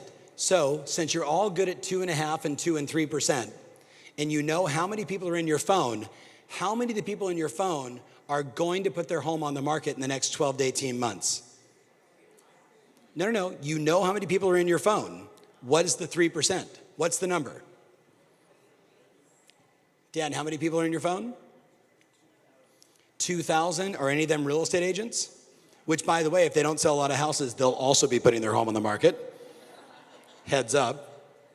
If he's got 2,000, 10% would be 200. So let's do a third of 200, call it 78, 80, something like that, 65, 80, something like that. It's a big number, my friends. Most of you, so you may have seen the slide. I got to tell you a story. How often do you get asked this question? Hey, how's the market? Do you guys ever get that question? It's funny, I've traveled all over the world, and it doesn't matter what country I'm in, what city I'm in, every real estate agent gets asked the same question. Hey, you're in real estate, how's the market? So I'm sitting at dinner the other night, and I'm not name dropping, it was a fun evening. A buddy of mine, Flora, is now dating this guy, Dennis. And you wouldn't know Dennis, but Dennis worked at Microsoft. He was the lieutenant for a guy named Steve Ballmer. And today, he's the co-owner of the Los Angeles Clippers. It's just one of his many assets. So Dennis is a super sharp guy, billionaire. We're having dinner at this Japanese restaurant last Thursday night. And we're chatting, and he's like, you know, Tom, I was watching you on Instagram, and it feels like it's a full-time job to just watch you on Instagram. And I was like, thank you, Dennis. That's a part of my brand. He said, I have to ask you a question, though. How's the market? And I said, Dennis, your equity is safe. And he just looked at me. He goes, is my equity safe in Malibu? I said, your equity's really safe in Malibu. He said, is my equity safe here in Dallas? I said, Dennis, there's 7,000 bankers from Goldman Sachs moving to Dallas as we speak, and there's no nice homes for them to buy. Your equity is really safe in Dallas. He said, what about my apartment in San Francisco? I said, not so safe. Probably off 25 or 30%, and it's only going to get worse, which is why you live in Dallas. He goes, that's true. He said, what about my commercial buildings? And I go, you're asking the wrong guy, partner. You already know you're screwed. But here's what's interesting. Here's a billionaire asking me, how's the market? But was he really asking me, how's the market? Or is he asking the same thing that every person in your phone wants to know? Is my equity safe? Is it going up or is it going down? And most importantly, you know what I really want to know when I ask you, how's the market? I want to know, are my future plans for my home, for my equity, going to change because of this economy? That's what people want to know. Does that make sense, everybody? How many of you, like, when you think about that, like, when someone says to you, how's the market, what do they want? Well, you know, the single family market is currently up by blah, blah, blah, and the duplex market. No, they don't want, the only thing they care about is themselves. Does that make sense? Now, tell your buddy how many people are in your phone. How many people are in your phone? And here's the big question. And how many of them, if you saw them on the street today, they would probably, after how you doing and how's the kids and what's going on and who's in college and blah, blah, blah, eventually they're going to say to you, hey, you're in real estate. How's the market? They're all going to ask you that, right or wrong, guys? Because everybody asks you that. And yet you got 4,000 people in your phone that right now are trying to figure out how the market is. And if you don't communicate with them, it's okay. Because someone else will. Proximity. They will have a glass of wine with somebody else, and just like that, you're going to lose the listing. Now, here's the mega trend. Say it out loud. What's that word? When we start talking about connecting with customers, it's all personalization. Yeah, you can do some spray and pray, do some direct mail, do some email, and I'm going to show you some stuff that really is effective. But the single most effective strategy right now, anywhere in the world, anywhere in real estate, is one-on-one. It's personalization. It's my buddy. Did you all read the book Never Eat Alone? Okay, so two of us. You should write that one down. You should read that tonight. It's by my buddy Keith Ferrazzi. This month is the 20-year anniversary of the book. Keith is the most connected person I've ever met in my life. And what he does is he never eats alone. He has breakfast with somebody, lunch with somebody, dinner with somebody. He's a networker. He's always connected. He knows everybody, and he consults mainly for Fortune 100 businesses, helping them do a better job connecting. It's a wonderful book. So personalization. How many of you know that site called Zillow? Who would like to turn Zillow on their butt and take a bunch of listings because their data is wrong? Say aye. So watch this. I want you to go back to all 4,000 people in your database, one at a time. You can't do a pray and spray with this. You're gonna go one at a time. You're gonna click on their house on Zillow. Then you're gonna take a screenshot of it. You all know to take a screenshot, right? Then you're gonna send this exact script minus the photo and the name. You'll personalize that part. You're literally gonna say, hi, Stephen, I was on Zillow earlier today for looking at a few properties in your neighborhood, and I thought I'd check out your home's estimate. The estimated value of your property is $1,849,000, photo.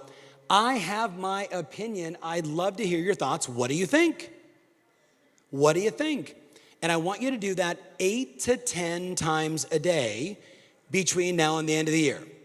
So I think there's like 78 days left, plus Christmas, plus Hanukkah, plus, Turkey Day and all that stuff.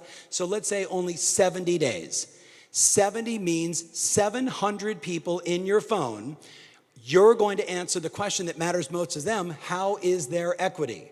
Now, what I love about Zillow is the prices are wrong. You with me? So some of you are going to say, well, no, I'm going to send something from RPR, from the multiple listing service, and I'm going to give them more accurate data. You're missing the point. Write this in your notes. This is an elegant way to start a conversation. This is an elegant way to start a conversation. That's all it is. It's just an easy, elegant way to start a conversation, because we know today that 95% of people, when they get a text message, respond. And we know today, if I was going to make 100 phone calls, I might be lucky to talk to 22. So it's way more effective for me just to take their phone, boom, send it to them, use that script, and then sit back and relax. Because guess what? They're all going to start to text you back and say, really? Is it worth that much? I heard the market was turning down. What's going on with this? What's going on with that? They're going to engage you in a conversation. And from there, here's the question. You ready? Have your circumstances changed at all? Have your circumstances changed at all? Who has ever sold someone their dream home, say I, only to have their circumstances change and sell their dream home? Anybody done that before? Right? So Max, 7, 8 years ago, my wife and I tore down our house in Newport that we raised the boys in, skateboards through the living room, like, a typical kind of beach pad, tore it down, took 4 years, built our dream home. My wife said to me, oh my God, we're gonna live here forever. This is gonna be unbelievable. Then we moved to Dallas because our circumstances changed. And at first we weren't gonna sell the house. We'll just keep it as a rental, really good rental property. And we had the house for a while. And then my personal client, Tim Smith, who's also our real estate agent, called and said, while I was in Sydney, Australia, hey, Tom, can I talk to the decision maker? So I hand my wife the phone because I don't decide things. And he says to Kathy, I have a buyer that wants to buy your house. He looked at it when it was for lease. He's willing to pay an enormous number. Think whatever number you're thinking, and then think bigger. And Kathy, here's what I want you to do.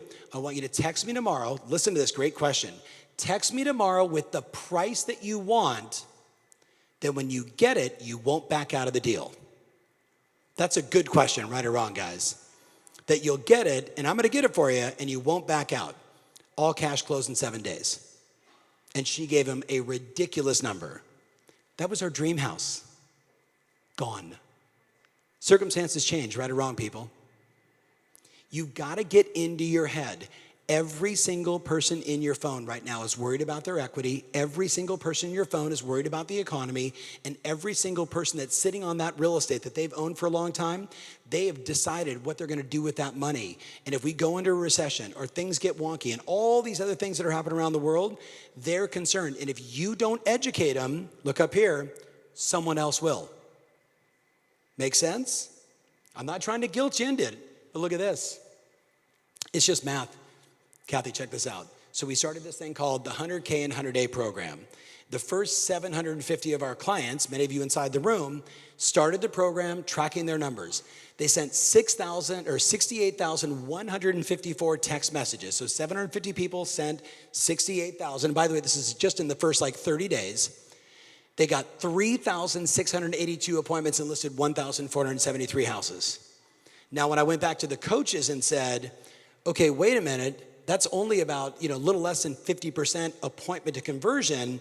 The coaches said, no. They just went out on the appointment. They want to list their home in the spring. So what are they really doing? They're taking listings today, but they're meeting with people. They're going to put their home on the market later, which means they've already got the listing. Does that make sense? So now, if you're not going to do this, tell your buddy exactly how you're going to communicate what matters most to your customers between now and the end of the year. If you're not going to do this, tell your buddy what your better plan is. Tell your buddy, go. What's your better plan than this? Tell your buddy.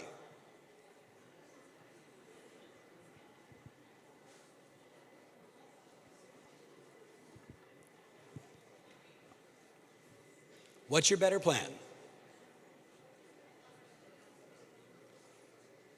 You got a better plan? I'd go with this one. What about you, buddy? Same? What about you, ladies? It's an easy plan.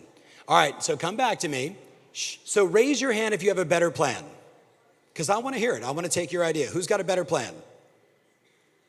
Okay, that would be no one. So are we in agreement that this is the plan? Are we in agreement that we've got to try new things and we got to do some different behaviors to get the kind of results we want? Yes or no? Yes? All right, so let's keep jamming. Now, that's the program. You guys should share this with everybody. It's all inside a loan. Just share it with everybody. All right, so let's go. Remember, in a tight inventory market, do the easy stuff first. The easy stuff is click, here's your home value. What do you guys think? That's the easy stuff. All right, let's switch gears. Just read that really fast. Somebody asked me recently, hey, I've been sending the text messages for 10 days, and I'm not getting the kind of response. I haven't taken any listings yet. This was my answer to them.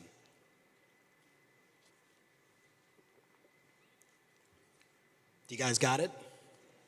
Most people quit too soon, right or wrong? How many of you know someone maybe intimately, that has a tendency to start a project and quit too early? Okay, the rest of you are lying your asses off. You really should have raised your hands. Just saying. Let's keep jamming. You ready? Now, I would also encourage you to send this email to your entire database. This email should go to your entire database. Even though I'm going to be sending out the text campaigns, you got 4,000 to get through. You're going to be lucky to get through 700, but everybody needs to get this message also. Hi, name, this may not be for you, but if I can sell your home for 7 to 10% more than your Zillow's estimate, would you sell before Thanksgiving? Would you sell before Hanukkah? Would you sell before Christmas? Would you sell before the end of the year? Modify the time to whatever you want. This is an easy way for you to get hand raisers and people to start saying, okay, let's chat, right? I like this one even more because we modified the number to 15%. Now, what's the key word in that email?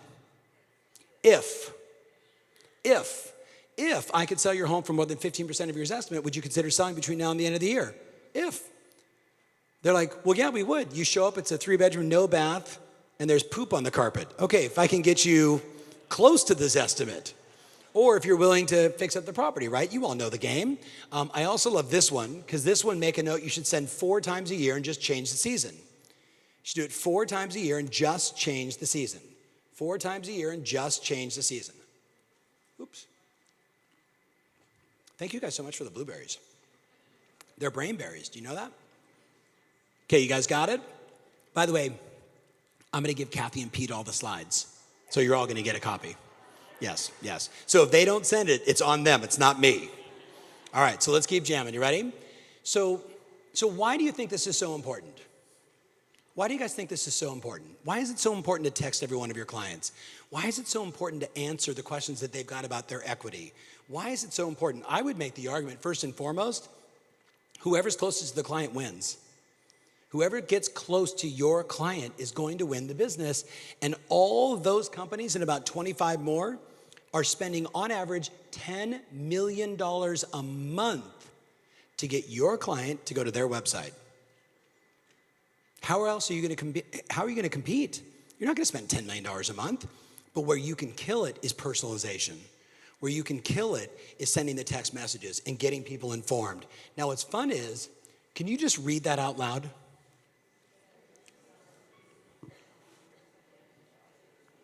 Do you guys realize that? Every new seller lead you get, someone else sold them that house. And someone else didn't send the text messages. Is everybody clear? All right, so let's keep jamming. Oh, take a look at this, by the way. Take a photo of that. You want to do that this afternoon on your Instagram. Inside of your Instagram stories, but I'd also probably put it on the front page. But inside the stories, you can actually do the little button where they could say yes or no. Have you done this one yet? We just started talking about this, Dan. So let me give you the backstory. You ready? Who sold someone a house in 2020 or 2021? Raise your hands really high. Did their equity go up since they bought the house? Did it go up a lot? So what if you just took one of your clients and you called and said, Richard, Tom Ferry, how are you? I've been thinking about you, buddy. Hey, we sold you guys that house in September of 2020, and I just did an equity review. You bought it for $595. Today it's worth $825 at the minimum. How much money did you guys put down? 20%. You got 20% plus the difference. You're now sitting on $300,000 in equity gained. And then I type in, we just did an equity report on one of our past clients. They gained $346,000 in equity in the last 3 years. Do you want an equity report? Yes, please. What's an equity report? Now, what if I told you, and I know, John, you're going to do this. Dan, you're going to do this. That was DJ and Lindsay. They did that yesterday. You want to know why they did it yesterday? Because yesterday in Boston, my cohort, my buddy, Jimmy Mackin, showed about 5 different agents that had just done this in the last 2 weeks. And guess what they're getting? I'd like to know how much equity I have. I'd like to know how much equity I have.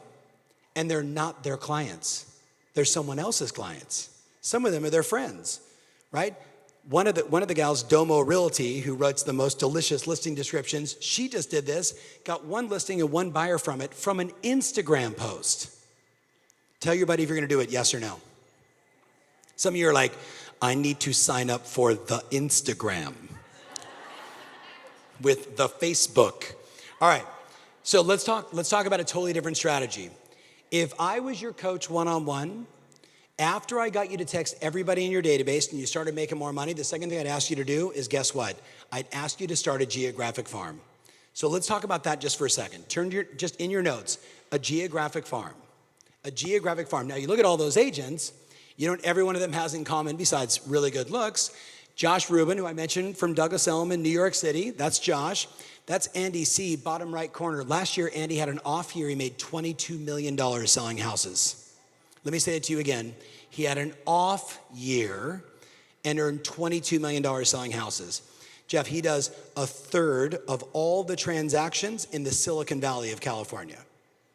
He is 125,000 direct mail pieces a month. He geographic farms the entire community. There's 3 billboards. He owns them all. All the schools, he does them all. He does 700 to 800 open houses a year. 700 to 800 open houses a year in his marketplace. He does all the right things for a geographic farmer.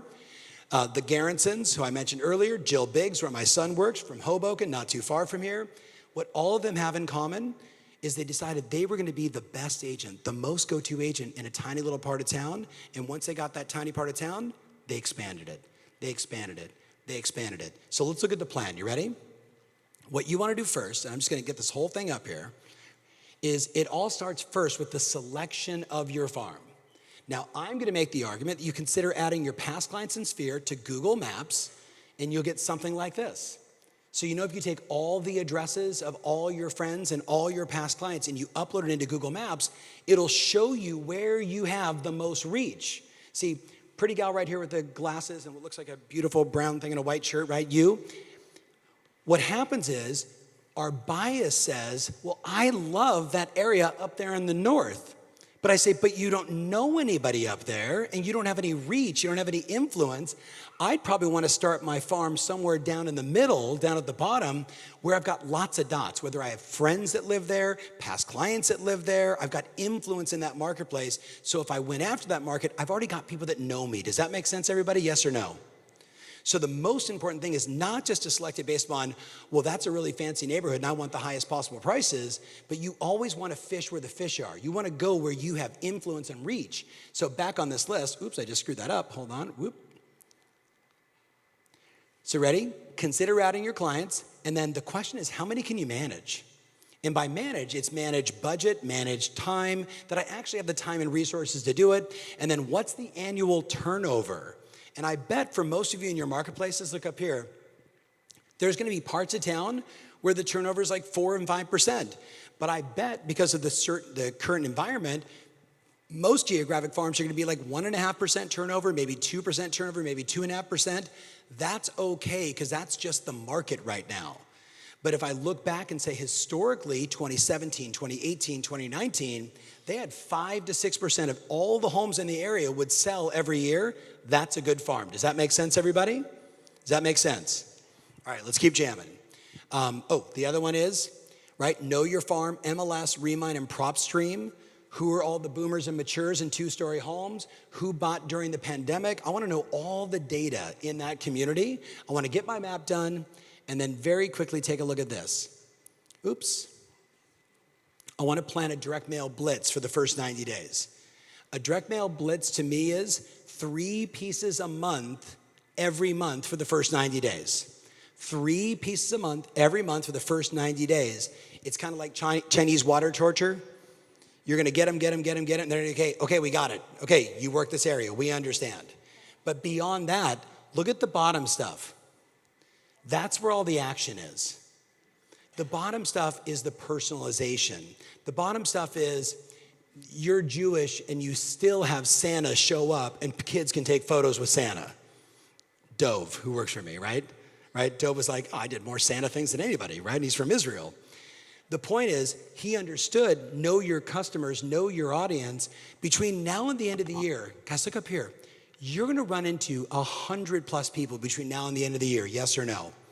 Holidays, kids events, all this stuff. You want to be the face of all those things in your geographic farm. You want to be the face of all those things in your community. Now, here's the question. Does direct mail work, yes or no? Yes or no? Okay, write this down. You ready? Most agents stopped doing it. And guess when they stopped?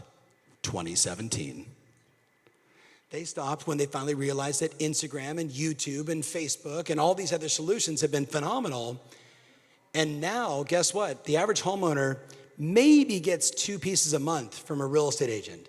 So one of the things we want to pay attention to is when the masses are going this way, always go the opposite direction. If the masses aren't doing direct mail, that usually tells me I need to start a direct mail campaign because we know the masses in real estate are always wrong. So that is a really good direct mail piece. Take a look at it. You saw the email that we're going to send that says, hey, if I could sell my house for X, I would sell it this spring. We're finding that card to be super effective into your geographic farms or even to your own clients. And then you say, and text me the number. And you give them your cell phone. And all of a sudden your phone starts blowing up with 895,000, 4 million, $7 trillion. You'll get some silly text messages. That's okay. I love that piece. This piece I showed you guys the last time I was here. Did you do it? Okay, so I got 1 of you. That's good, right? Okay, I got 2. Okay, that makes me happy. Going once, going twice, sold. This piece, look at the numbers. Now, the guy mailed it to 13,000 people. That's pretty much like his entire town. So everybody got it. It's nondescript, as in it doesn't say the company name, but on the back side, it has their... Do you want me to answer your phone? I'm going to smack one of you. You're pointing at him. It's going to be one of those people like, I don't know how to turn the ringer off. Hit the power button. All right. Send it to 13,000 people. Guys, 282 people filled out the form and said, I'd like to know how much my home is worth. That's 282 potential seller leads. Now, he ended up calling 132 and only got 9 listing appointments and only listed 7 houses from 1 direct mail piece. Is that good? Yes or no, guys? It was so good, I said, do it again. He put it in orange. He carved out 3,000 of the homes and sent an orange card to 10,000 of the same people. And look, you got another 265 responses, took a few more listings. Not too shabby, right or wrong.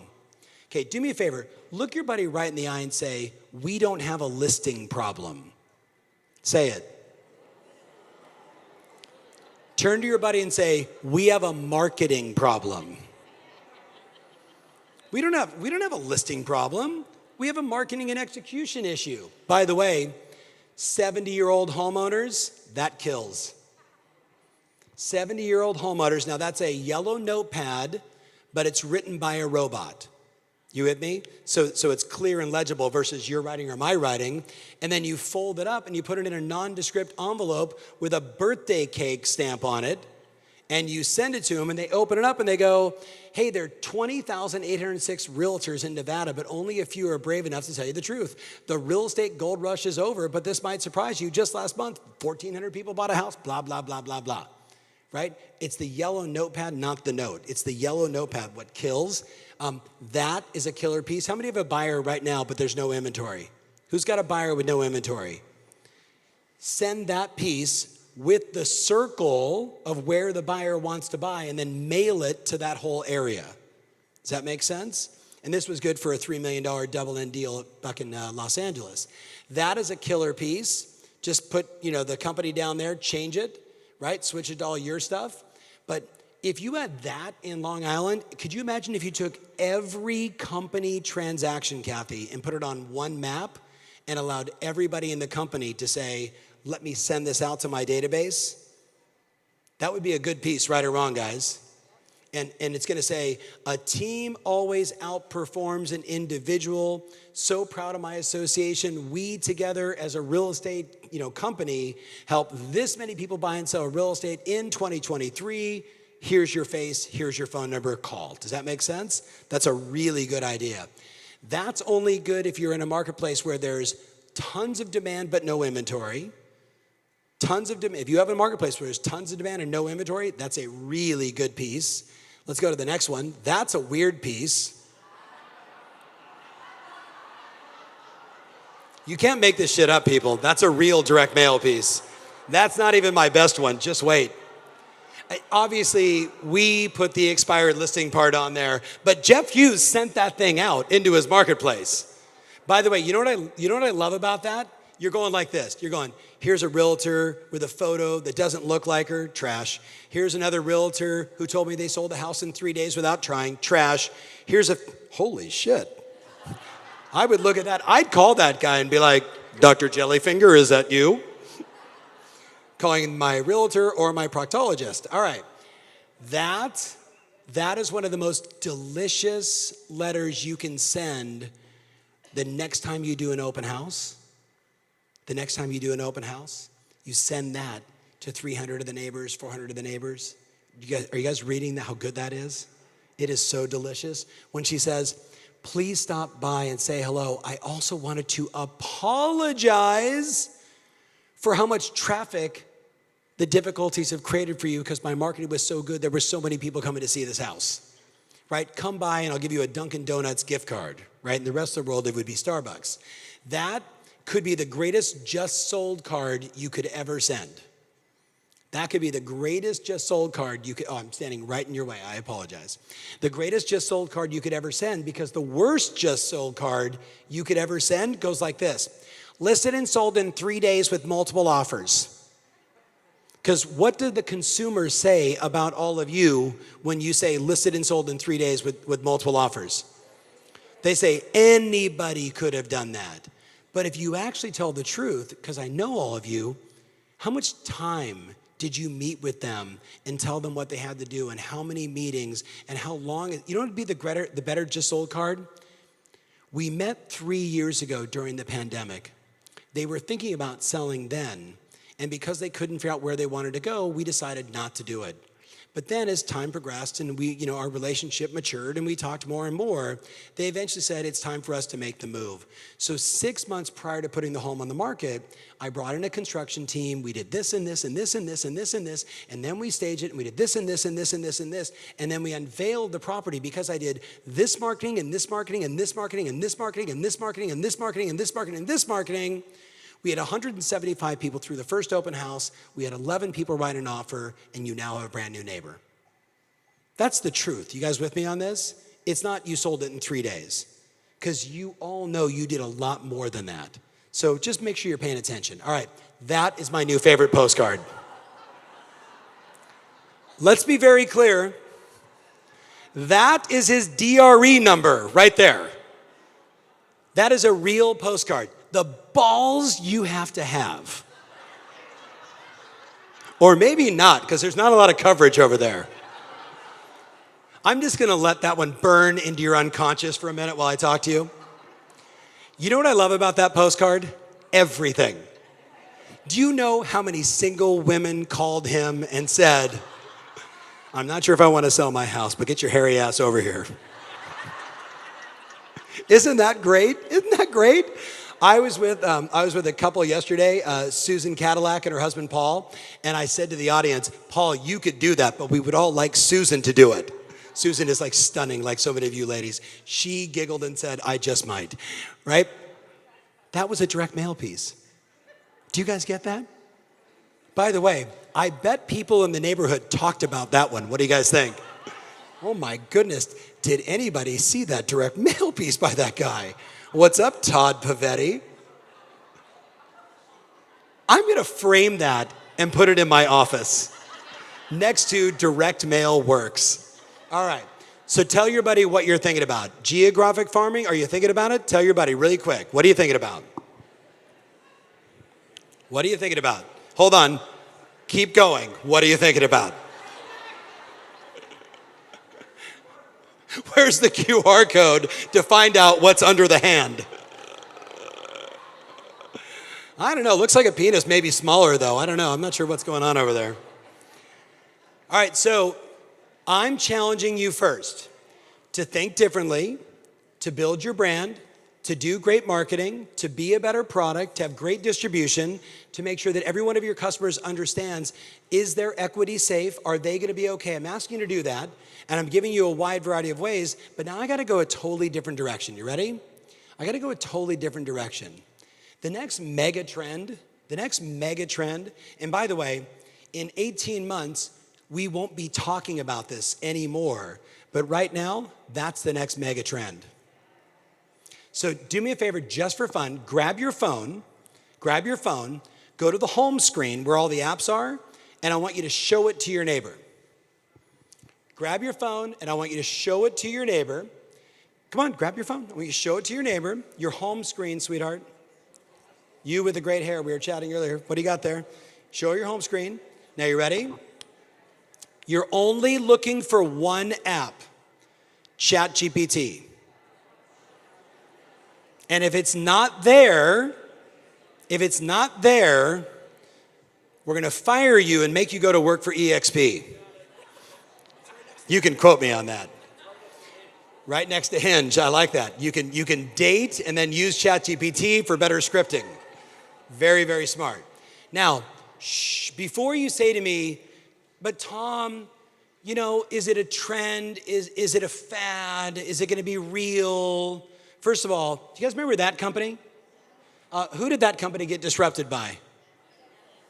Who remembers going on Friday nights to a Blockbuster store, looking at thousands of VHSs and eventually DVDs and saying, there's nothing to watch. How have I seen all these stupid movies? And now Netflix, Hulu, and Disney and everything else completely annihilated them. How many of you guys have one of these devices? Oh yeah, some of you miss your BlackBerry, don't you? You loved sitting there in meetings and emailing because you could feel it in just textile, right?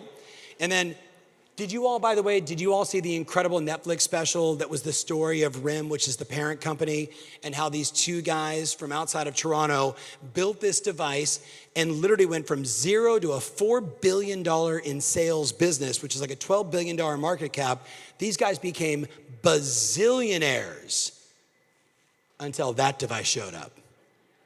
And when that device showed up in the Netflix special, they literally show, Barbara, they're watching the screen as Steve Jobs goes, it's a phone with your email and your music.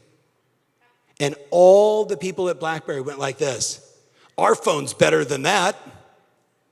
2 days later, their number one distribution partner, a little company called AT&T, called and said, we're canceling our partnership. You can't cancel our partnership. You're our number one distributor. Well, we're canceling our partnership. We're going to go with the iPhone.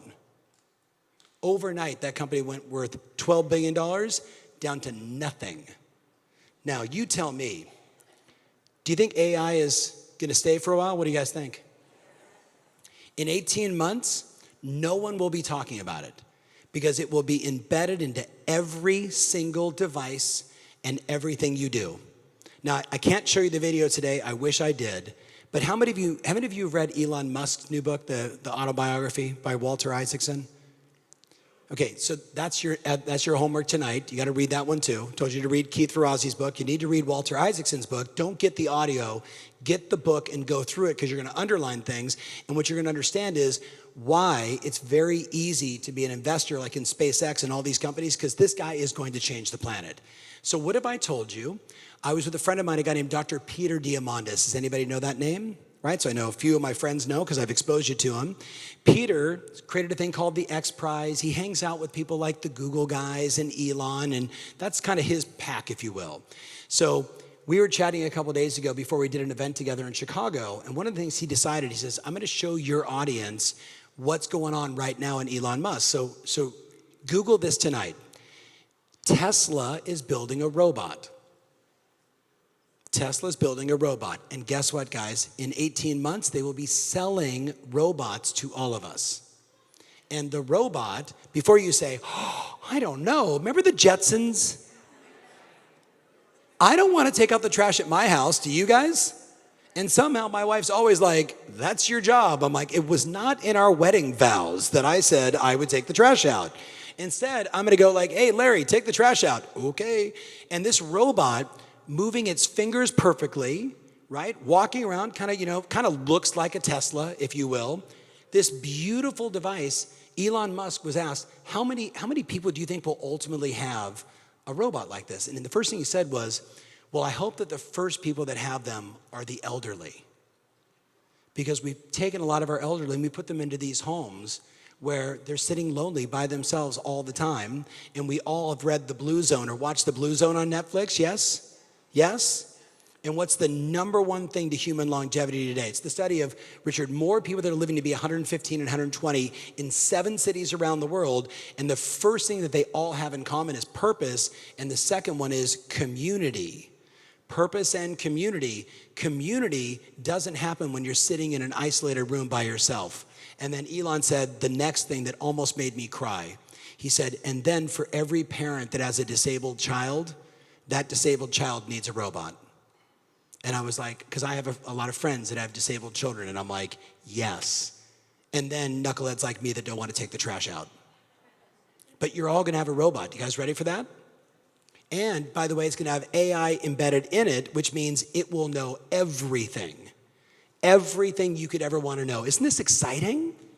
Now, some of you might be asking yourself, holy shit, if all this comes true, what in the world am I going to do? You should all read the 3rd book. You guys ready? Read this book tonight. It's called Humans Are Underrated.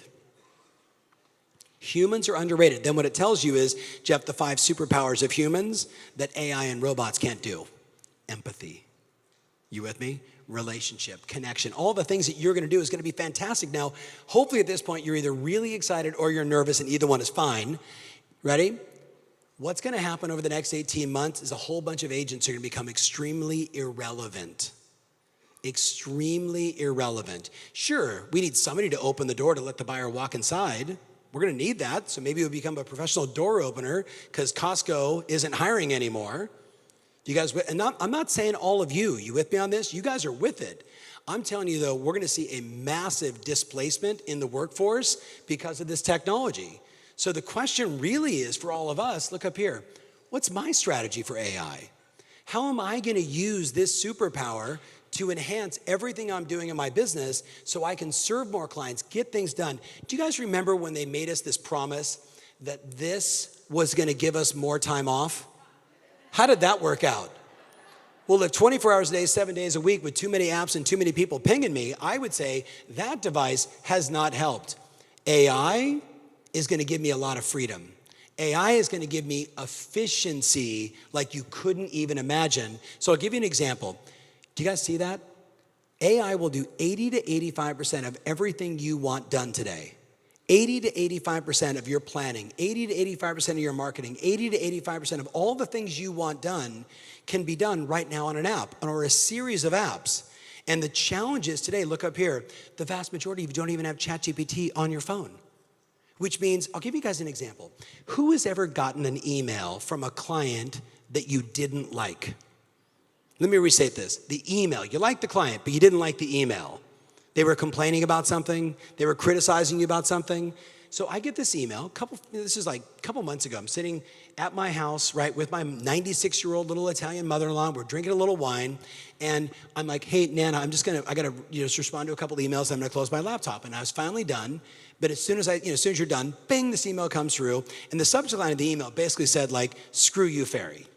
I was like, well, I gotta check that out. And I'd already had 2 glasses of wine, which by the way, emailing and wine, bad combination. So I read the email and essentially, thank you, eventually I say, I'm reading this thing and I'm like, wait a minute. So Pete, broker like you, Tom, I was watching your video and everything made sense except for 5%. The 5% really infuriated me and I played it for my entire company and everybody got pissed and I can't believe you do this and just on and on, Pete, like just ripping me, right? And first of all, my response is like, I didn't ask you to play the video. You didn't watch the video before you played it for your entire company, but you're emailing me pretty aggressively on a Friday night, upset about 5% of the video. Now, my natural inclination is what? Screw you, it's Friday night, Pete, I thought we were friends, you blah, blah, blah, and just start laying into this person, right? Jeff, that's what I would do, that's where my head would be. But instead I was like, copy, paste into ChatGPT, and this is what I wrote as a prompt to ChatGPT. This real estate broker is under a lot of stress. His market is down by at least 40%. He watched a video. I understand it makes him upset. I would never want to make him upset. That's not who I am. And if you'd like, I'd like to write or do a personal video just for him, just for his company. Please write that in a very empathetic, very understanding way. And it writes this beautiful response to this guy. And because I had 2 glasses of wine, I sent it to my VP of industry, Andrew, and I say, could you read this just to verify?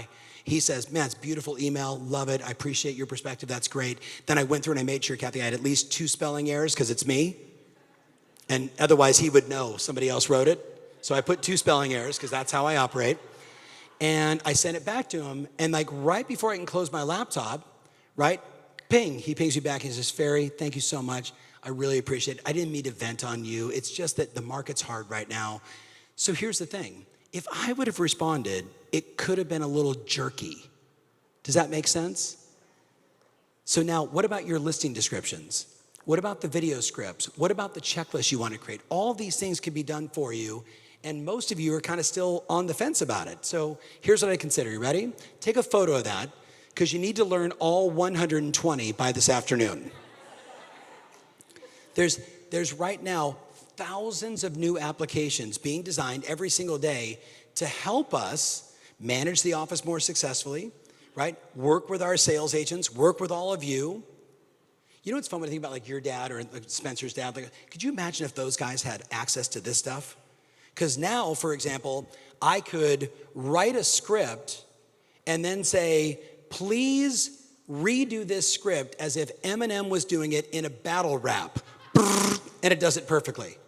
Please write this as if Barry Gordy was about to give this to his favorite musician, and it would rewrite it for us. It is insane what's available. Now, here's the good news. You've been here before. Who can remember when Ask Jeeves was a search engine? Do you guys remember Ask Jeeves? Anybody? Anybody? Jeff, yes? So here's the thing.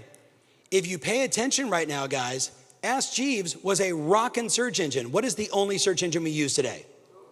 So there was 27 search engines, and then there was one. And then, who could remember when there was just a few websites, and then overnight there was 1 million websites, and now there's tens and tens and tens and tens of millions of websites? And if we go into your history, you go to 11. You go to Amazon, you go to DoorDash, you go to your MLS, you go to like 11 different websites. The point is, first there's 1 million, and then you find the 4 or 5 that are right for you. Same thing with apps, and it'll be the same exact thing with AI. But the first one is kind of the mother lode, which is ChatGPT. Does that make sense? So you're all going to download it today, right? How many of you are grandparents? Your grandchildren are already cheating and using ChatGPT. It's really cool. And a guy that I met recently, how many of you in the room know the name The Khan Academy? Khan, The Khan Academy. It's on YouTube. So Sam Khan just got together with OpenAI, and now they have all of OpenAI, all the AI power with the Khan Academy material for the teachers and the children to understand and learn math better. And the great news is the AI can tell if the kid is cheating and says, hey, you're cheating, do it again, and I'm going to tell the teacher. Right? They're having a conversation with the AI. It's kind of fun. My older son, who Max knows, graduated from college this year from SMU with a degree in history. He said, Dad, ChatGPT, from October when you gave it to me all the way through to my finals, that's how I got out. I was like, that cost me $65,000, son. Thanks. Now, here's my point. All of you need to meet a friend of mine. He's a very famous professor. This guy is the king of helping you understand how do you learn something new? How do you learn something new? So watch carefully, listen carefully, maybe even take notes. You guys ready? All right, today we're going to talk about how we can find out and how much we can find out and what it takes to get there. So first we have to decide how much do we want to find out. So let's say in this case, I want to find out at a level of 7. Okay, so I find that level on my graph and I come horizontally to my gradient line. Where it intersects with my gradient line, I'm going to come straight down to where it intersects with my fuck around line. That there is going to tell me how much I have to fuck around to find out what I need to find out. See, as you can see, the more you fuck around, the more you're going to find out. And also, if you stay down here and you never fuck around, you'll never find out.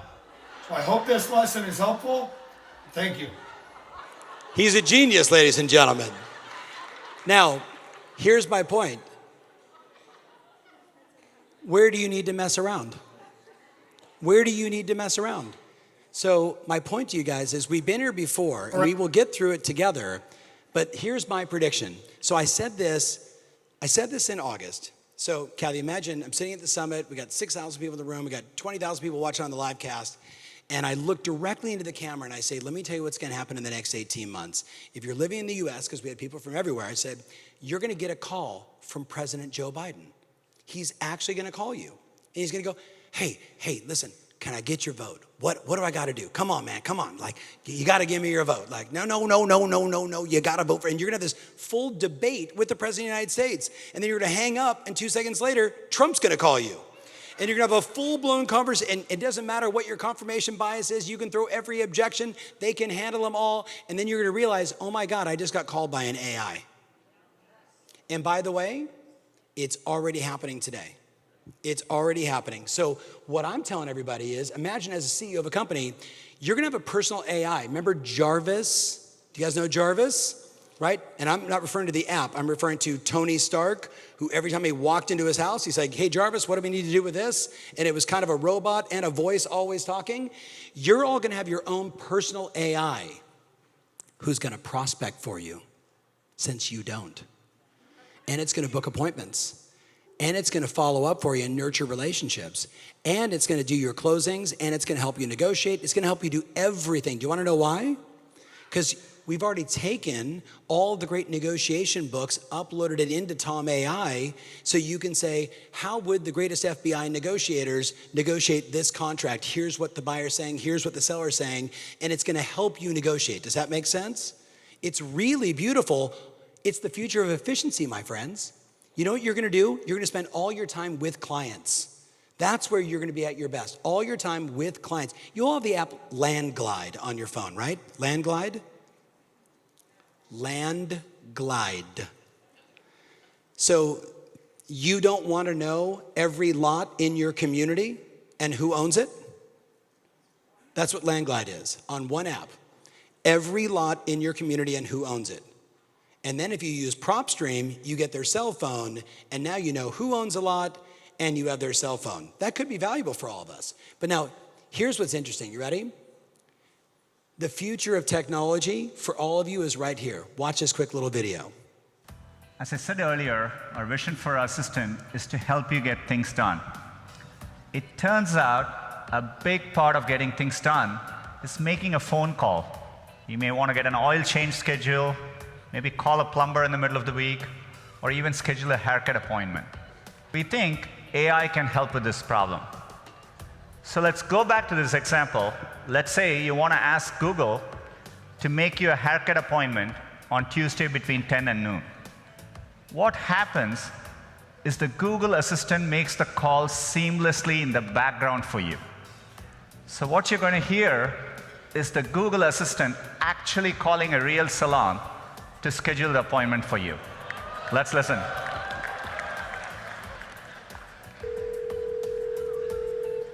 So how can I help you? Hi, I'm calling to book a women's haircut for a client. I'm looking for something on May 3rd.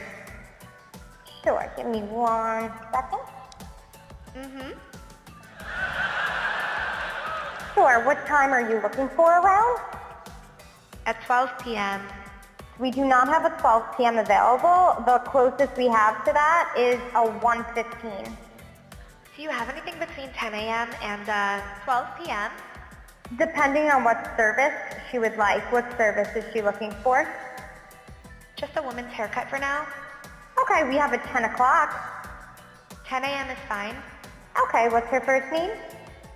The first name is Lisa. Okay, perfect. So I will see Lisa at 10 o'clock on May 3rd. Okay, great. Thanks. Great. Have a great day. Bye.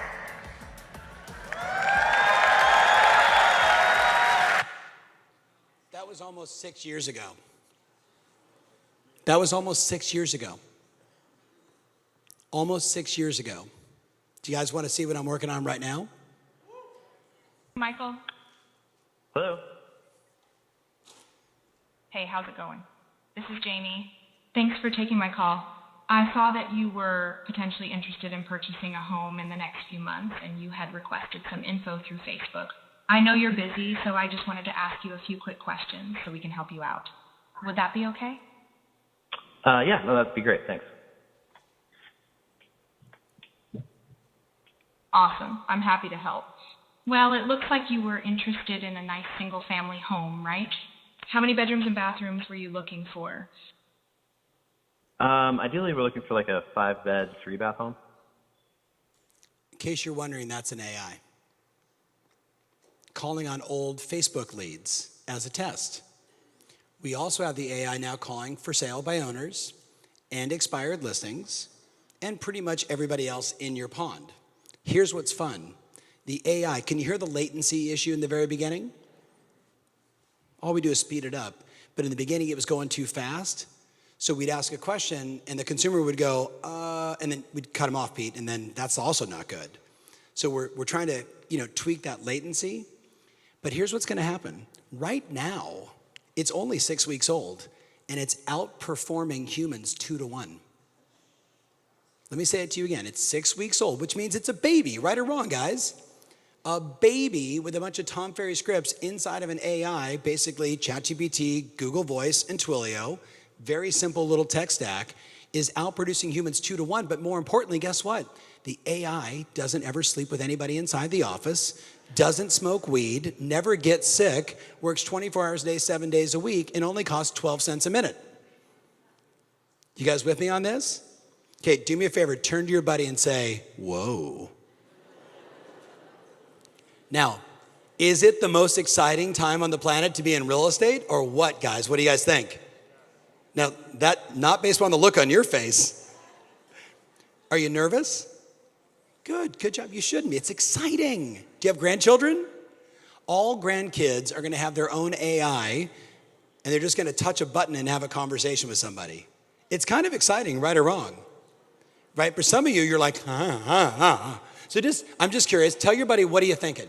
Tell your buddy, just really fast, what are you thinking? It's all here. What are you guys thinking?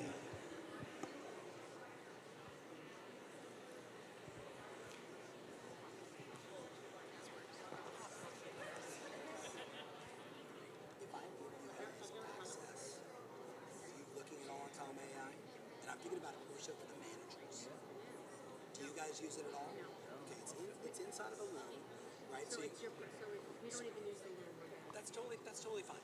I kind of assume, but if we give it to the managers, it's the ultimate Q&A. When an agent walks in the office and says, "Hey, I'm dealing with," hey, hold on. Here's the answer. It's a way for you guys, and I would even argue the same thing that I've done in building Tom AI, you guys should do.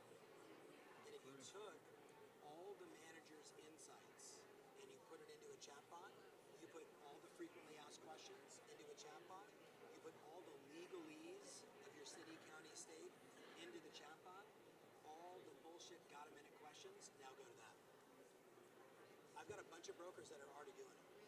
So I can introduce you guys to others that, I don't want to say it's a massive game changer, it's a massive time saver. Does that make sense? Yeah. I'll make it, did you text me yet? No, waiting to say you. All right. Okay, so come back to me. So check this out, guys. Shh, all my clients in the room, raise your hands. All my coaching members, raise your hands really high. Are you all using Tom AI? Okay, I love you, thank you. I was just razzing these two, they're longtime clients with Jeff Mays. So watch this. I took 237 of our coaches and I said, just give me, now you guys know, for all my clients, ready? You know that I can dial down all personal conversations. Do you guys know that? Right, so you can just turn off all the personal conversations and only do the business conversations and then eliminate all the names, right? So there's no personal issues here, right? Because I have personal conversations with my clients all the time, right? Like, hey, did you get laid and did you get the listing? Like that's a typical, you know what I mean? Like it's life, right? It's business. So now we take 5% of their best coaching conversations and I put it into my AI. And now in 12 weeks, I have the greatest real estate coach on the planet because it's all my stuff, all my content. You know what I just uploaded? I just uploaded a mentor of mine, a guy named Mike Vance. Anybody know that name? So Mike Vance, right, who's my mentor for many years, kind of my coach. So Kathy, he used to coach Steve Jobs. That was a good client. What do you guys think? And he took only stock options. Was that a good move? His grandkids' kids are really excited about that move. He mentored Norman Brinker, who's one of the great restaurateurs of our life, right? Started all kinds of different restaurants.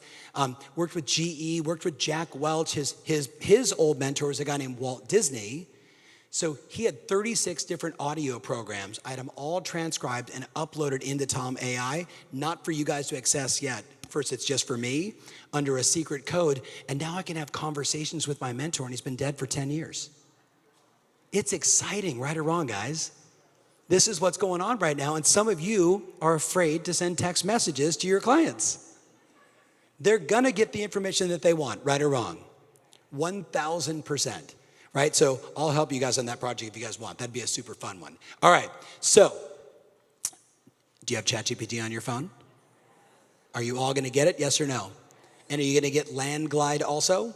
I'm not an investor in either one. I would love to be, but they're just two things that are on my phone. All right, so let's switch gears. We got about 20-ish minutes yet because we didn't take a break, so we'll just kind of jam until noon, correct? Okay, so tell your buddy on a scale from 1 to 10, how disciplined are you as a planner when it comes to your business? Scale from 1 to 10, give them the number. How disciplined are you as a planner when it comes to your business? How disciplined? 4 to 5? Okay, 4 to 5? This is the 4 to 5 crowd over here, all right? Kind of middle of the road, gotcha. Sir, what'd you say? A 4, I appreciate that. Pretty gal right here. Are those eyes real? Okay, because man, they pop. Yeah, okay, so how much of a planner are you? 6? Okay, you're lying. Okay, if you had to take that much time to come up with the 6, you're definitely full of shit. Now, so what if I told you, most of you and all my clients in the room know, the real game behind planning is to eliminate fear. That's why we plan, right? Whether it's planning to go to war or planning to win a football game or planning to be successful in business, what I'm trying to do is mitigate the fear of loss. I'm trying to mitigate not achieving my goals. So we know if we can plan in a way that is simple and effective, that we're more likely to run plays that work, we're more likely to get more appointments, we're more likely to have more sales, and that's the whole game. So I want to walk you guys through a little process, but I'll make sure you don't worry about hitting this now because you can hit it later to give you an entire copy of the plan if you choose to use it. But there's basically 7 things that every business owner, all of you, should be doing from a planning standpoint. Now, I would make the argument that the first one is the single most important one. So I want you in your notes to write down the following. You ready? What or who are the reasons I do what I do? What or who? You either do it for someone in service of your family or to take care of your kids or whatever it may be, or you've got something bigger, a what? What or who? Why do you do what you do? Why do you do what you do? For all my friends in management, like after all these years of managing, how do I still get fired up when a brand new agent shows up? How do I get fired up when a new agent shows up or a veteran agent joins the company? That's your purpose, that's your drive. So how many of you, be honest, you work because it's in service of someone in your family? Raise your hands really high. Like you gotta earn money to take care of the people around you. Raise your hands really high if that's you, right? So I think about my grandmother Liz, who's my mom's mom, who when my grandfather died, which was literally a week after I was born, so call it 1970, my grandmother in 1972 became a real estate agent in Huntington Beach, California. Now here's what was unique. She had 6 kids, and she was a real estate agent. If she didn't sell houses, kids didn't eat. Do you guys get that? How many of you guys are with me on this? So when she started to meet with her broker, a guy named Pat McVeigh, who was my dad's first broker, who was a longtime family friend, and Pat said, look, Liz, here's how it's gonna work. There's 6,000 doors in this area. You're gonna go knock on every one of the doors. You're gonna ask them these 3 questions. Some are gonna say yes, some are gonna say no. It doesn't make a difference. Any one of them that says yes, you're one step closer to feeding your kids. She was like, I don't want to. He's like, no one cares. There was no Zillow leads in 1970. It was get out there, knock on doors, do whatever it takes, do open houses. And my grandmother, by her 3rd year, was like the #1 agent in Huntington Beach, California. Because she had a great manager who said, you need to go to work. But it wasn't that.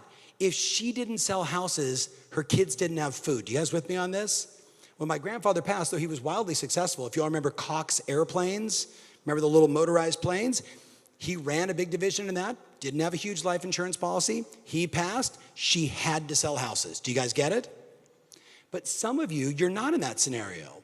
And I will tell you, look up here, fear will only drive you so far. What is greater than fear is purpose. What's greater than fear is purpose.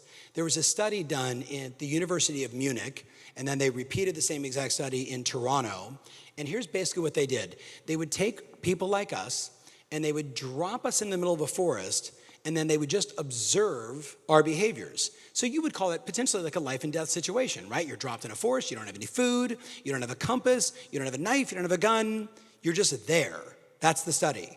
And what they discovered was 95% of the people walked in a circle over and over and over. So of course, then they had to study, like in 2 different countries, 95% of the people walked in a circle. Why did they walk in a circle? Was their left leg shorter? Was their right leg shorter? Was it something on the mountain? No, you know what it was?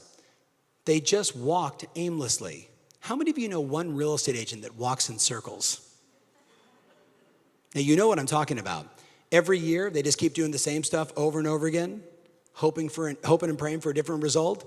But the interesting part was the 5% of the people, 5% of the people found a reference point, found something to march towards, a sunset, a sunrise, the tallest peak, a crevasse where more than likely there was going to be a river or water, at least some access to nutrition, right?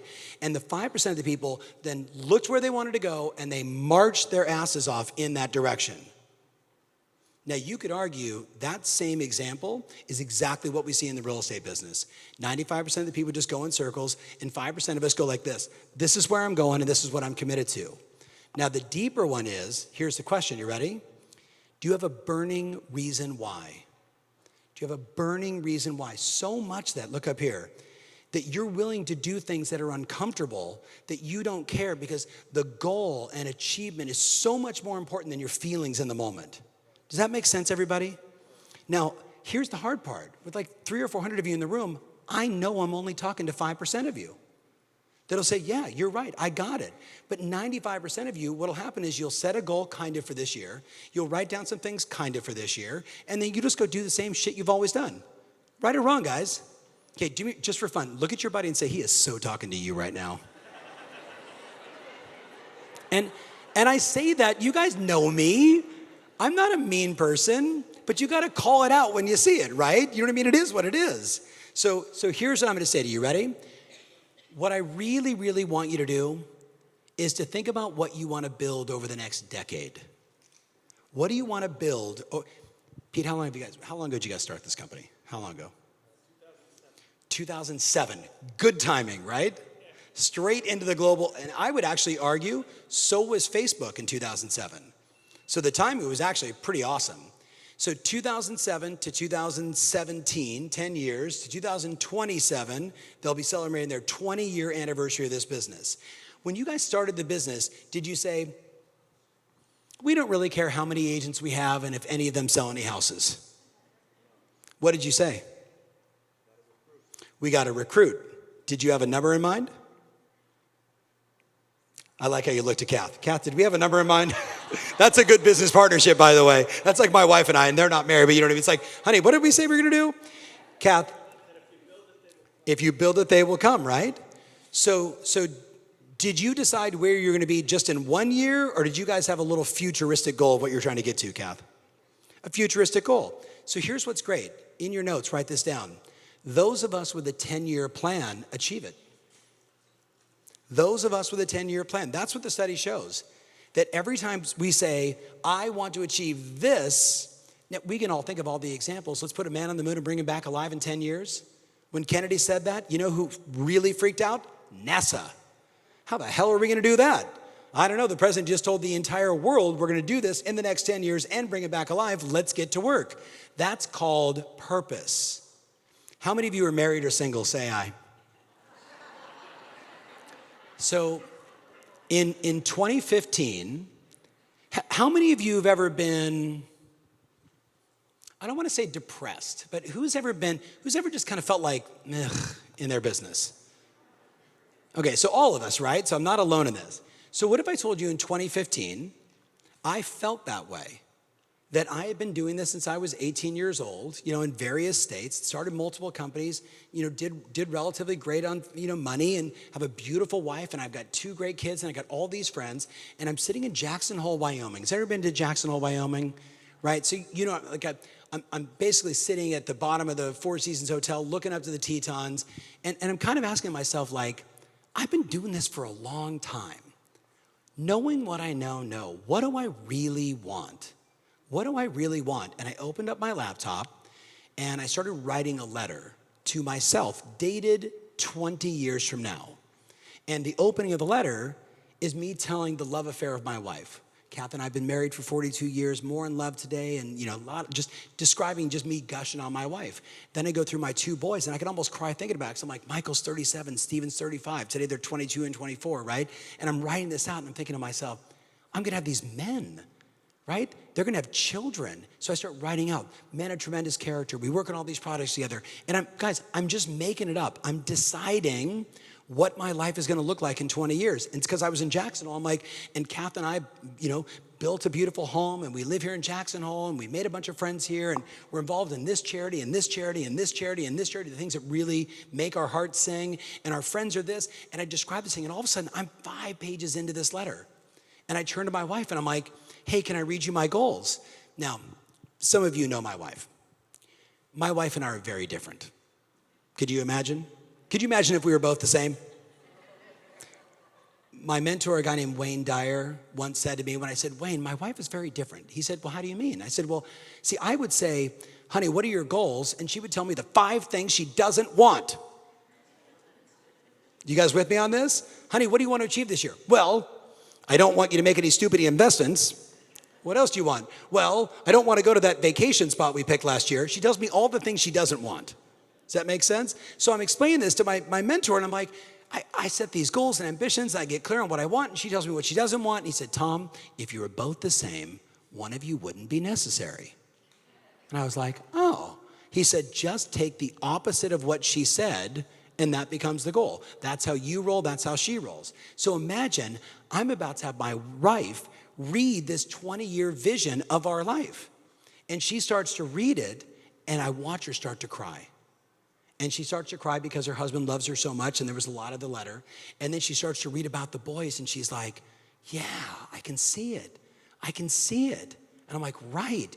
And then we go into our business and our life and our fun. And then she's like, you're going to buy a place in Jackson Hole? She didn't say we. She goes, you're going to buy a place in Jackson Hole? And I said, yes, we are, with our money. She was like, oh, shit, right? So what if I told you last August, we were sitting in Jackson Hole in a home we had rented multiple times. We've been there, a million times over the last 15 years. And I open up the letter and I start to read it. And all of a sudden, zzz, zzz,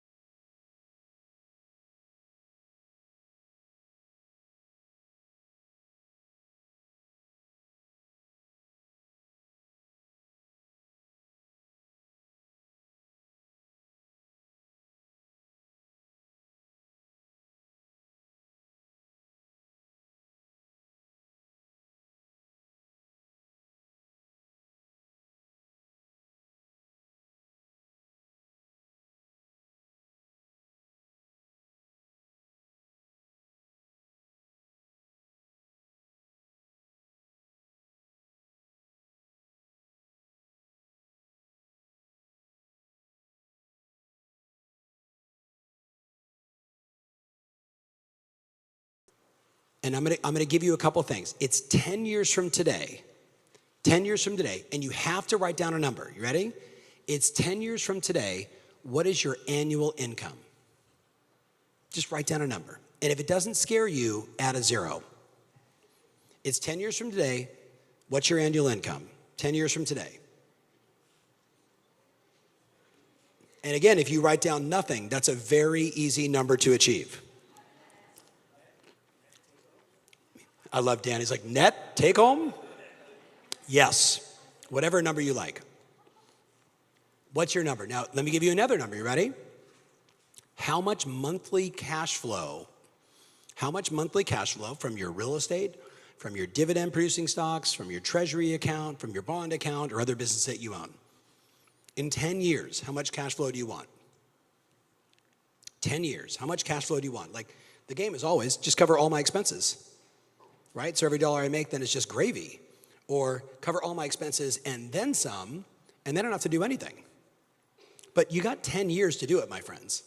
And right now is the perfect time to be deciding what you want in 10 years. Because the market's now fickle, which means opportunities are everywhere for expansion. This is the time you expand. This is the time you go into real estate.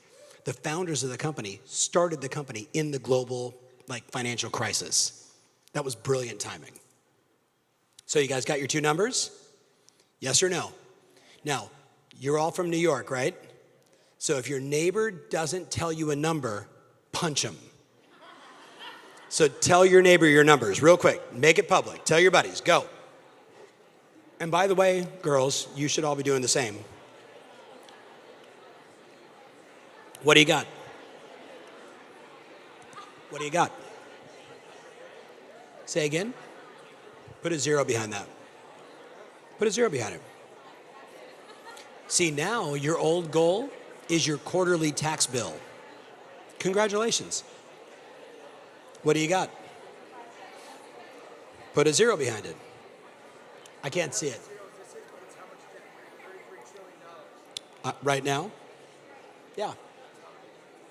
I love it. All right, so look up here. Shh. Now, let me ask you all a question. Will that help people in your family, yes or no? And now here's the bigger question. Do you believe that that money is available in the real estate market, yes or no? 1,000%.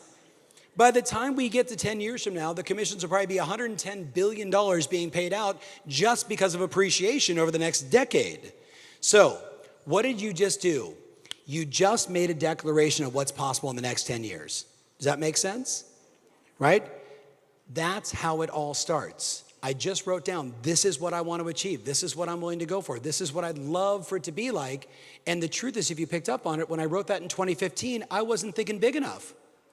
I wasn't dreaming enough. You with me? I wasn't clear enough. How many of you remember the Geico commercial? Do you guys know Geico, the company? Right? Save, 15 minutes, save you 15%. Do you remember the Geico commercial when the guy walked into the garage, opened up a box, found a lamp, and went, whew, and he blew on it, and a genie popped out? Do you guys remember that commercial? It was a very, very famous commercial. The genie pops out, and boom, it's a guy in a lamp, and he goes, I will grant you one wish. What do you want? And the guy in a panic went, $1 million. And the genie smiled and went, ding, and 1 million male deer were everywhere. Now, here's the point. If you write with specificity what you want, you get it. Because vague people get punished. And vague people deserve to get punished. I ask people all the time, like, what are your health goals? I'd like to lose 5 pounds. Where? I don't know. I just want to lose 5 pounds. I'm like, give me your hand. I'm going to cut it off. Congratulations. You just achieved your goal. Well, I don't want to do that. I want to lose it here. Okay, great. That's more specific. Does that make sense? So you got to be super specific. Now, let's jam for a little bit on this. So the biggest thing I'm asking you to do is to get out of the temporary market, and instead, I want you to dream about 10 years from now, how much revenue you're bringing in. So I just gave you a sample number. I think $10 million is a pretty good number. What do you guys think? I mean, it's better than 9 million, it's better than 5 million, it's better than 4 million. Someone's gonna earn that money. I think it should be all of you. And it doesn't matter, here's what's great. It doesn't matter how old you are, young you are, where you're from, what your background is. The real estate gods do not care. right? So you might also want to say, just for fun, hey, it's 10 years out, the management team runs the business. Tom, I'm an agent. Yes, you now have a management team running your business. My client, Shauna Covington's been selling real estate for about 40 years. Number one agent in Laguna Beach, California. The management team is her daughter, Lita, who's 27, who just joined the team, who's gonna take over the family business. So the only thing Shauna does is go on appointments. Lita and the team do everything else. Does that make sense? And then, hey, I sold my business. How about that? How about selling your real estate practice? Does that sound good? What do you guys think? Insurance brokers do it all the time.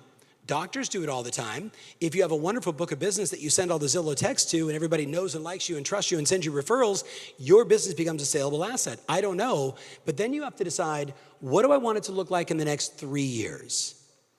3 years to give me a benchmark, because when you start saying, oh my God, I gotta go from making $80,000 a year to 10 million, that feels ginormous. But what if I told you going from 80 to 110 next year, to 165 the next year, to 200 the next year, actually puts you on track to get to 10 million. Because it's gonna compound, guys, over time. You're gonna start at 80, and it's just slowly going to climb, and over time, all of a sudden you look back and you're like, wow, I remember when I used to make 80 grand a year. And how I know this to be true is I sat with Lisa Chinati, who started with us not too long.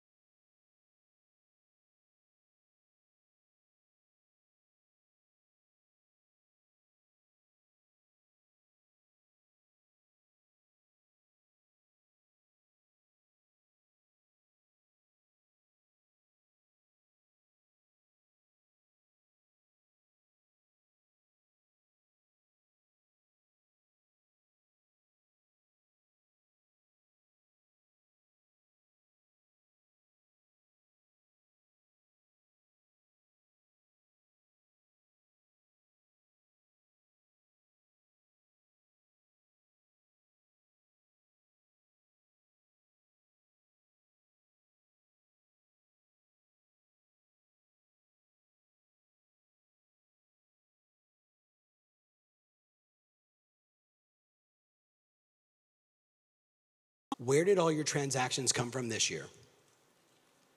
Don't say by referral, because you're lying. Because you got something from an open house, right? You got something from a sign call. You got something from Realtor.com. Like, you did other things, right? So the most important thing is to say, where did all my transactions come from? And then remember earlier when I said to you, what are the 2 or 3 areas you want to go after to attract more sellers? Then you're gonna say, now what's my expectation for all that? But I'm gonna make it easier for you. You guys ready? I'm gonna pull the little whiteboard out here so it's gonna get in some of your way. I want all of you to do this assignment. Can I be your coach again for a second? Yes or no? Okay, I want you to write down your best guess at the following number. What does it cost you monthly to live and run your business? Write down a number. What does it cost you monthly? Can you imagine if you guys shared your number for office and overheads? I'm $5 million a month to keep the doors open, just to run the business, right? Listen, it didn't start that way. It was 50,000. Now it's, 20 years later, it's 5 million. What does it cost you to run your life, to run your business, pay your mortgage, pay your rent, pay your kids, all the things you do? What does it cost you? 5 grand a month, 8 grand a month, 20 grand a month, 30 grand a month? This is a very important assignment, so I hope you're paying attention. Ladies, you writing it down? Okay, here's the second number I need to know. Ready? How much outside income do you get? How much outside income do you receive monthly? How much outside income? My husband has a job, my wife's got a job. I get money from the trust. I have a client in Seattle. Her grandfather created those white dots on every road in America. Do you guys know what I'm talking about? Those things on every road in America. She's like, I don't understand, Tom. I've been in coaching for 3 years. All my friends are selling 10 times the number of homes I sell. And I'm like, how much outside income do you get? $100,000 a month. Well, probably not real motivated. What do you guys think? Shall I call anybody or shall I just call my banker and say, there's more money coming next month? She has no motivation. Let's say it costs you $10,000 a month and you got 5 grand coming in, the difference is 5 grand. You have to generate $5,000 or $10,000 or $20,000, whatever that number is. How many of you have no outside income coming in? Say aye. Say aye. So a bunch of you, it's 0, which means it's 10. Then you have to ask yourself, what's my average commission after my split before my taxes? What's my average commission before my split and after my taxes? And now all of a sudden you're like, wait a minute, I see it. My average commission is $15,000. I need $10,000. Hi, I only need to sell 6 homes a year. Do you guys get that? I only need to sell 6 houses a year. And that's funny because some years you sell 6 and some years you sell 4 and some years you sell 8 and you feel rich. But you're always behind on your taxes. And there's never enough money to go do all the things you want. So then the question I ask myself is, what are all the things I want to do in 2024? Do I want to pay off some debts? Is my daughter getting married? Do I want to put away money for retirement? What do I want to do? And then I'm going to figure out how many transactions I need to do in order to make that happen. Does that make sense? How many of you guys are with me on this? Say aye. That's the game, always and forever. See,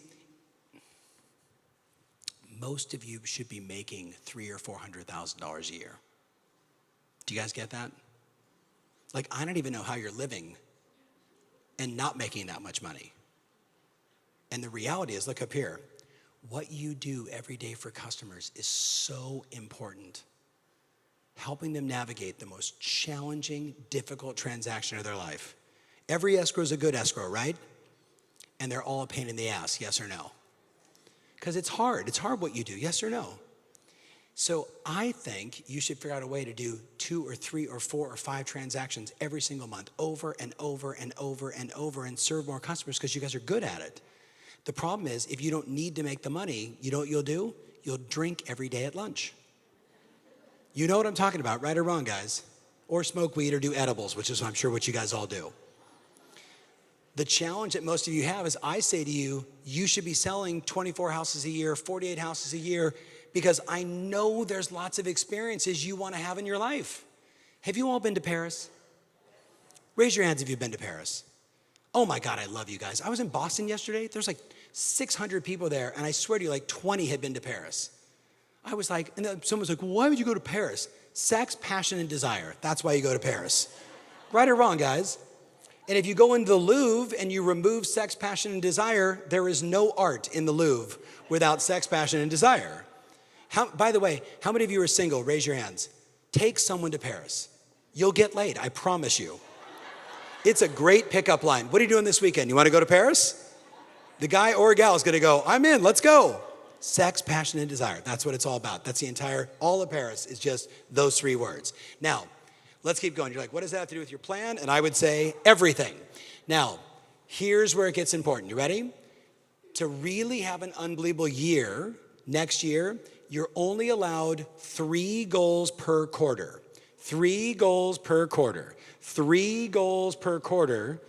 And I would encourage you every quarter, every 90 days, to always start first with a revenue goal. So, hey, in the next 90 days, how much volume do I want to close in the next 90 days? How much GCI do I want in the next 90 days?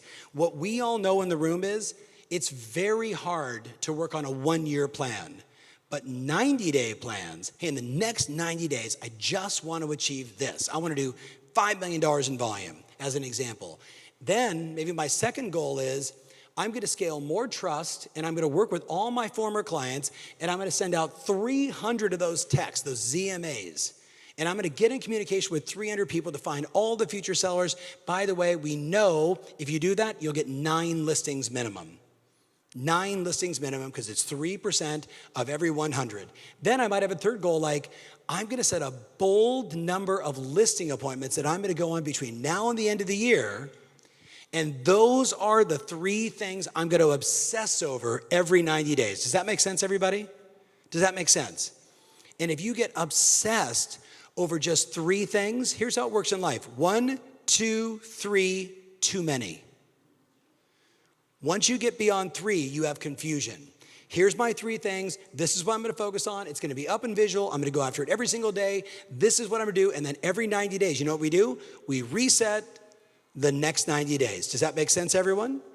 Is it freezing in here or is it me? Okay.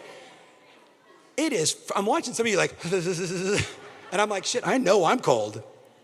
But we're going to go outside and it's not any warmer, in case you're wondering. All right. So let's keep jamming. Do me a favor, just for fun, turn to your neighbor, look your neighbor right in the eye and say, you are hot. I just wanted to see if you would do it. All these hot looking managers up here like, oh baby, you're hot. Let's go.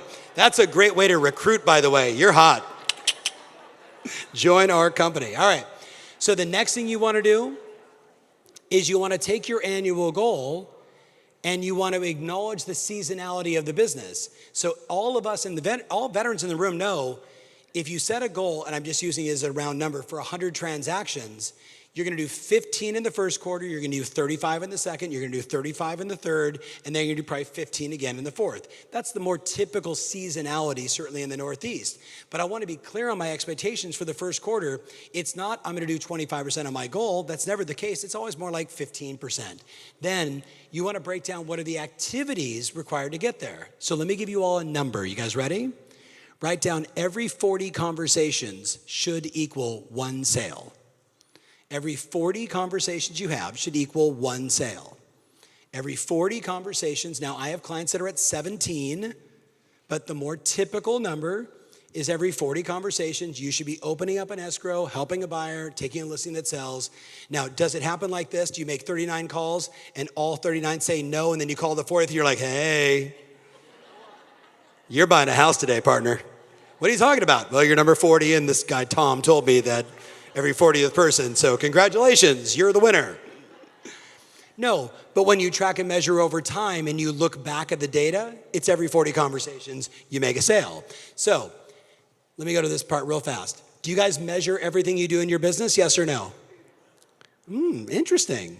So when I ask you, how's your business, you tell me how you feel. Do you guys get that? I'm like, how's your business? I just feel like the market's off right now. I'm like, I didn't ask you how you feel. I asked, how's your business? Now, I would make the argument, you should have this in your office. Something like, now, Jamie is crazy. She's a team, right? Number 1 team down in Houston. She has a goal of profitability of 35%. She wants to list 500 houses, and she wants to add 48 people to her team. So every single week, when she's talking to her coach, her and her husband, Nate, are sitting here, and the coach is looking at the 3 primary goals, and she's looking at all the things that they're working on to get there. And then we break that down to, well, in the first quarter, Let's get to 20% profitability when the transaction count is slower. Let's make sure that we're not going to list 500 divided by 12. Why don't we get to like 10 listings or 15 listings in the first quarter per month, and we'll move up into the spring market? Does that make sense? Then, at a minimum, all of you should have this on your wall. You all know that whoever goes on the most appointments wins, correct? Okay, just for fun, look at your neighbor and say, I'm a lean, mean appointment setting machine. Just say it, you with the hot eyes. Tell your buddy there. And the same thing applies to our managers for recruiting, right or wrong. Right, managers? Same exact thing. You are only as good as how many recruiting appointments and retention meetings you've got in your calendar. Now, if you look at this is one of my great coaches, but then he was just a client who said, I want to go for a crazy number. I want to go for a crazy number. And I said, I remember asking the room, it was a small room like this, and I said, what would be like a crazy number of appointments? And Jason was like, 225. I'm like, well, how many are you going to go on this year? He's like, I don't know, 70? 70 to 225, that's a big increase, yes or no? Well, you could see he failed miserably. He only got to 205. He only got to 205, but here's the difference. Because it was on the wall in his office, and all the agents in the office would walk by this in the office, and you know, not in your company, but there are other agents that say things like this. When'd you go to a Tom Ferry seminar and get all motivated? What do you think you're actually gonna go on that many appointments? Good luck. Not in your company, but in other companies, agents say that kind of shit. So he puts it up on the wall, right? And now everybody's going, hey, I see you're a little behind on your appointments, which is perfect. That's all he needs to get on the phone, make more phone calls, send more Zills, all the stuff that we know. Failed miserably, only listed 143 houses that year. His biggest year ever. Pretty remarkable. What did he do? He got it up on the wall and he tracked and measured. Are you guys gonna do the same? I don't care if it's 20 or 30 or 62, whatever your number is. All right, the next part is, this is a little more technical. You ready? I think you need to have all 15 of those numbers every single week in your business. All 15 of those numbers every single week in your business to know exactly where you stand. How are you doing in relationship to the things you say you want to do? Real estate is math. Do you guys get that? Like humans and all of our clients, it's all conversations. But the business side of it is, if I send 1,000 emails and I get 22% open rate, you guys with me? Like, that's 220 people that read my email. How many people clicked and said yes? How many people said they wanted more information? How many calls did it take to get to the appointment? How many appointments to get the listing signed? How many listings did it take to get a closing? It's all just a math equation. But look up here. Every day you're just rolling the dice unless you're tracking and measuring. And I would argue, same thing on your marketing. You should be tracking everything you can on your marketing. And by the way, can AI help you with some of this stuff? What do you guys think? Can I show you something fun? How many of you are paid users of ChatGPT? Okay, so for the 11 of you, you can actually take a photo of that and put it in ChatGPT and say, please convert this into an Excel file, and it'll do something like that for you. Isn't that crazy? ChatGPT will put it into an Excel file for you and just say, please put this into an Excel file starting this year that I can track every week for the next 5 years. Isn't that exciting? Yes. Okay, so do you guys got all that stuff? Did you figure it all out? Okay, we talked to you about marketing, so I'm not gonna go there, but I'm gonna remind you of all this stuff, but I wanna go, not that one, marketing budget. So write this down, you ready? 10% minimum of your gross. 10% minimum of your gross. 10% minimum of your gross, unless you're scaling up, and then we might invest 15%. We might invest 12%. But at the minimum, if you say, well, I'm gonna make 100 grand, at the minimum, that tells me $10,000 minimum towards marketing, to get the word out, to do gifts for your past clients, to do whatever it is you wanna do, minimum 10%. If you're in hyper scaling mode, you could go as high as 30%. And I've watched teams go as high as 30%, and that's usually when you see them just scale like crazy, right? More leads, more opportunities, more chocolates coming down the conveyor belt, like I Love Lucy. Now, this is a really good idea. Would you like ChatGPT to write your marketing plan for you? All my coaching clients, raise your hands. Use Tom AI, it's even better. right, for you guys, because it knows us inside and out. But here's the prompt I'm going to put into ChatGPT. Act like Tom Ferry, the business coach, and write me a comprehensive monthly, quarterly, based on seasonality, annual marketing plan for my real estate sales business in Long Island. I'm going to make it very specific. Utilize the following lead sources. Now, I'm making this up, so you'll put in yours. Ready? My database, geographic farming, circle dialing, marketing around recent sales, Google local services ads, networking events, open houses, using direct mail, email, social posts, online advertising, and whatever else Tom would recommend. Please convert this to a quarterly plan based upon lead category. And guess what it does? Here's your January plan with your past clients in Sphere, with Google advertising, with your geographic farm. Then it'll tell you how much money to spend on everything. All done for you in 14 seconds because you typed into ChatGPT and said go. Does that make sense, everybody? Who's going to do that? I'm just curious. Okay, so not all of you. The rest of you are like, nope, I'm going to sit at a whiteboard and I'm going to write the whole thing out myself. I say let it do 80 to 85% and then you personalize it. Let it do 80 to 85% and then what do? You say, now convert that to an Excel spreadsheet or a Google Doc and now I've got it in a workable document that I can play with, all right? So now, almost wrapping up here. Operations. Do you guys have a really good tech stack for the agents? CRM and all that kind of stuff? Okay, so it's probably better for you guys to just look at this list. Where do you need help on that list? Financial, communication, project management. Project management is a big one as you're growing your business, right? Tracking and measuring, call action. Not track and measure like tracking your numbers, tracking and measuring your marketing. You know, how many people called from that piece versus that ad as an example. All that stuff is super effective. And you're going to get a copy of all the slides. But let's go to one of the last most important parts, financial. Most agents are pretty bad with accounting with the exception of calculating 2.5% to 3%. That's my favorite slide. I have to post that like on Instagram, Kath, just to see how many people go, yes, it is true. It is true, right? So inside of the plan, I would encourage you to break down what all your expenses are, right? We want to create a budget for next year. In the perfect world, we're like, hey, I'm going to make $100,000. I'm going to spend 10 on marketing.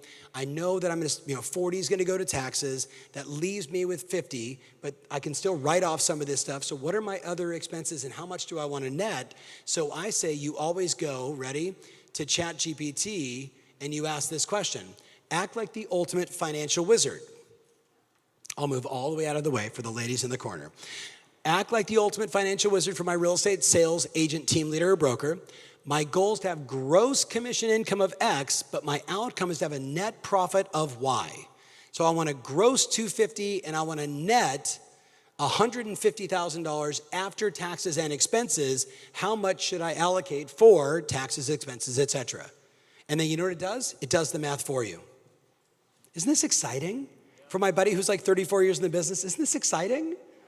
Right? My buddy who's 35, who looks like he's 35. How old are you?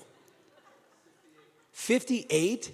Dude, you're a good-looking man for 58. Congratulations. And you've been selling real estate since you were 35 years? What's your name? Keith. Keith, stand up. Give this handsome guy a round of applause. Damn. Right on, man. Good-looking dude. By the way, I'm also, Keith, can ask ChatGPT to convert all sample expenses of a real estate agent, team, or brokerage into an Excel file for me. And just like that, it does it in 2 seconds. I'm pretty good with Excel. Are you pretty good with Excel? I'm lying. My assistant is really good with Excel, and I'm good at delegating to her. That's about all it really is. All right, so the last part is, should you do an annual SWOT analysis on your business, yes or no? Now, here, I'm a devil. Watch this.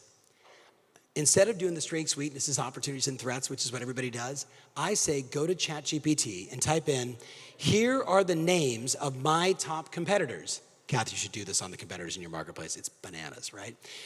You know, the Rand company, or what's the company that was just acquired in Long Island? The Rands, I think, bought it. Yeah, Coach, right? So you're gonna put, Coach right there, and you're gonna throw, maybe Element right there. And then you say to it, now generate an analysis of their strengths, weaknesses, and market position. And it just goes, and then, because no one else listened, just these two. So Pete, I'm a devil. Then I type in, how do I bury them? You guys with me on this? And then it says, it gives me 3, and I go, no, give me like 36 different ways I could annihilate them. all have to be legal and ethical. They give me the list, and then I just go to work. Does that make sense? How many of you get what I'm talking about? All right, so do me a favor. As we get near wrapping up, I want you to write down the 3 things you're actually going to do. What are the 3 things you're actually going, you guys should do this. I did it on mine. Called my dad and said, sorry, I'm gonna kill you. With love. What are the 3 things? Now I'm gonna say some things hoping that these 3 things are in your list. 3% of your phone is going to sell. Send them a Zillow's estimate. 3% of your phone is gonna sell. Send them the Zillow's estimate. What else are you gonna do? I should probably get ChatGPT on my phone.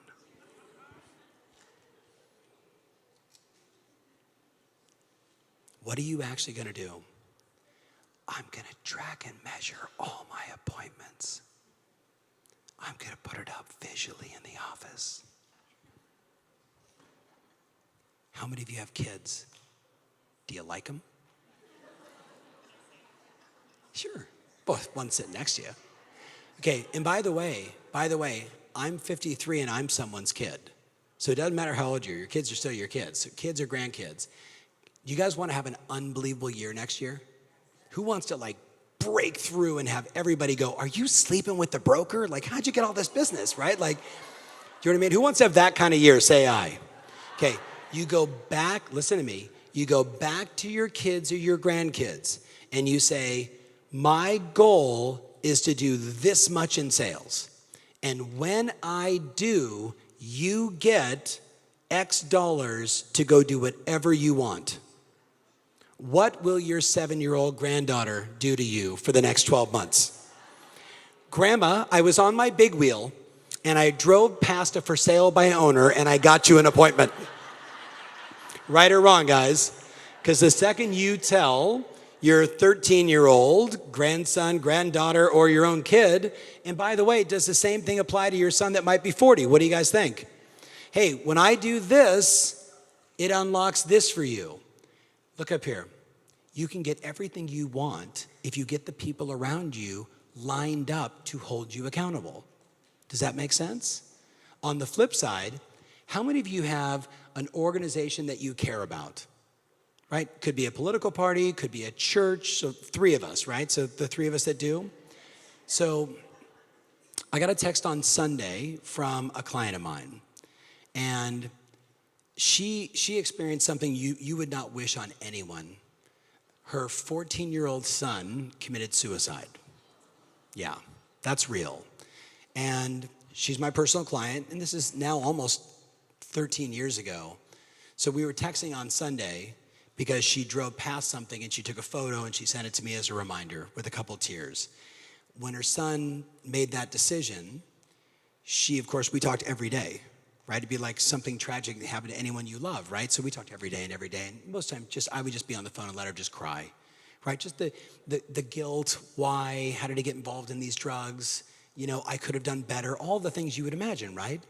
It was about a year into it when I said to her, there's something that we should do for Dallas. There's gotta be a way for you to close the hole in your heart just a little bit. It's always gonna be there, but if we can just close it a little bit by doing something for others. And she said, I don't know. And now, by the way, at the time, she's selling, 10 houses a month, right? She's just buried herself in work, right? That was her only sort of escape from just the torture and the pain. And she had 2 other kids that were alive, but Dallas was the youngest, so it was hard on everybody. So she's working and we just kept talking and talking. And all of a sudden one day, I was in the Desert Springs Marriott, some of you know that hotel, out in Palm Desert. And at like 6 o'clock in the morning, I'm walking to the gym, and that was the time that we spoke. So I called her and I was like, Ruth, how you doing? Thinking about you, what's going on? She goes, I got it. I said, what? She goes, I got it. I know what I'm gonna do. I'm like, what? She goes, I'm gonna build a YMCA in San Diego and I'm gonna donate it to the city. She goes, because if my son had a safe place to play in the afternoon, he wouldn't have ended up doing the things that he was doing. And that's just the right move, and I'm gonna do it, and I need you to help me. And I said, I'm gonna help you. How can I help? She's like, I'm gonna need to raise like 10 million bucks. And I was like, or you can sell way more houses. She goes, or I could do both. And I said, then why don't we do both? Why don't you personally put your ass on the line for several $1 million and you be responsible for making this happen, and then you can raise money, etc. I said, but if you're really committed, you got to put your ass on the line and tell the people what you're committed to. Fast version, 3 years later, she's the #1 agent on the planet for Century 21. She did 1,800 sales, from 10 deals a month to 1,800 sales. She cremates the market. She's selling up and down the coast from San Diego all the way up to Los Angeles. She's expanded into this monster brand, and she raises millions and millions of dollars. And I get the phone call, hey, will you come to the ribbon cutting ceremony? What do you think I said? Of course I'm gonna be there, right? And watching her, right? And in San Diego, you see this YMCA, and it says the Dallas Pew Foundation, her son's name with a big star. And every time I think about it, I cry. But see, she found something in her that was more important than the bullshit stories in your head. You guys with me? She's never gonna get rid of the guilt. She's never gonna get rid of that hole in her heart. It's always going to be there. But the reason why she texts me is because when you drive by that and you see it, she reminds herself of purpose, why I'm really doing this. Will you guys do one last thing? Just one? That wasn't rhetorical. Google the death clock today. Yeah, there's a thing, you Google it, you just type in death clock, and it'll give you 5 or 6 questions you have to answer. And then it will tell you the exact day you're gonna die.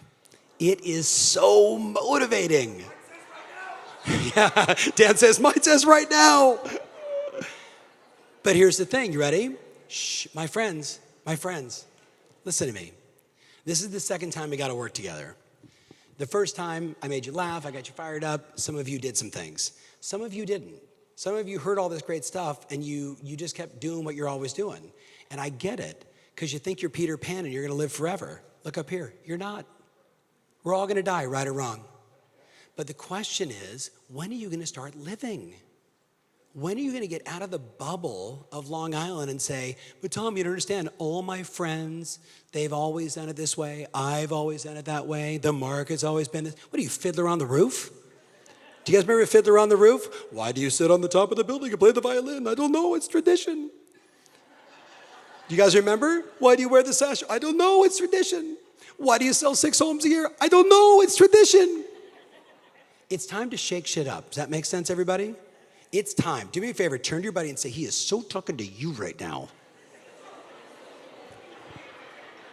Now, speaking of, you know who shakes stuff up? Okay, as we wrap, you got your 3 things, yes? You got your 3 things, yes? You know who shakes things up? These 2. Can we have Pete and Kathy stand up one more time? Come on, guys, stand up. Stand up. Give them a giant round of applause. Giant round of applause. Can I tell them what we're gonna do? He's looking at me like, oh. Hey guys, you know what we're gonna do? We're gonna build an AI for the company. Okay, give me some feedback, you ready? What if we put all the legal questions into the AI so you can just type in the question and get the legal answer? Would that be good? Yeah. What if we gave you all the marketing and everything you could ever need inside of that AI? Would that be valuable? Yes? Should we put all the negotiation stuff inside there just for you guys? Okay, so and it's very inexpensive. It's super easy, right? You're like, oh shit, here we go. Hey, but you know what? These 2 are innovative, right or wrong, guys? Innovative people keep doing things to serve all their besties. All right, so I got to wrap, but I want to wish you all a wonderful holiday, Thanksgiving, Hanukkah, Christmas, Kwanzaa, like whatever you say, all that stuff. But look up here, guys. I'm going to see you in a year. And you know the first question I'm going to ask you is, did you send all those text messages? And if you say yes, you're going to smile and say, I told you my problem is I wanted to get more listings. And you're going to go, and it worked, and I got more listings. Don't abandon your clients right now. They need you. Guys got it? God bless you guys.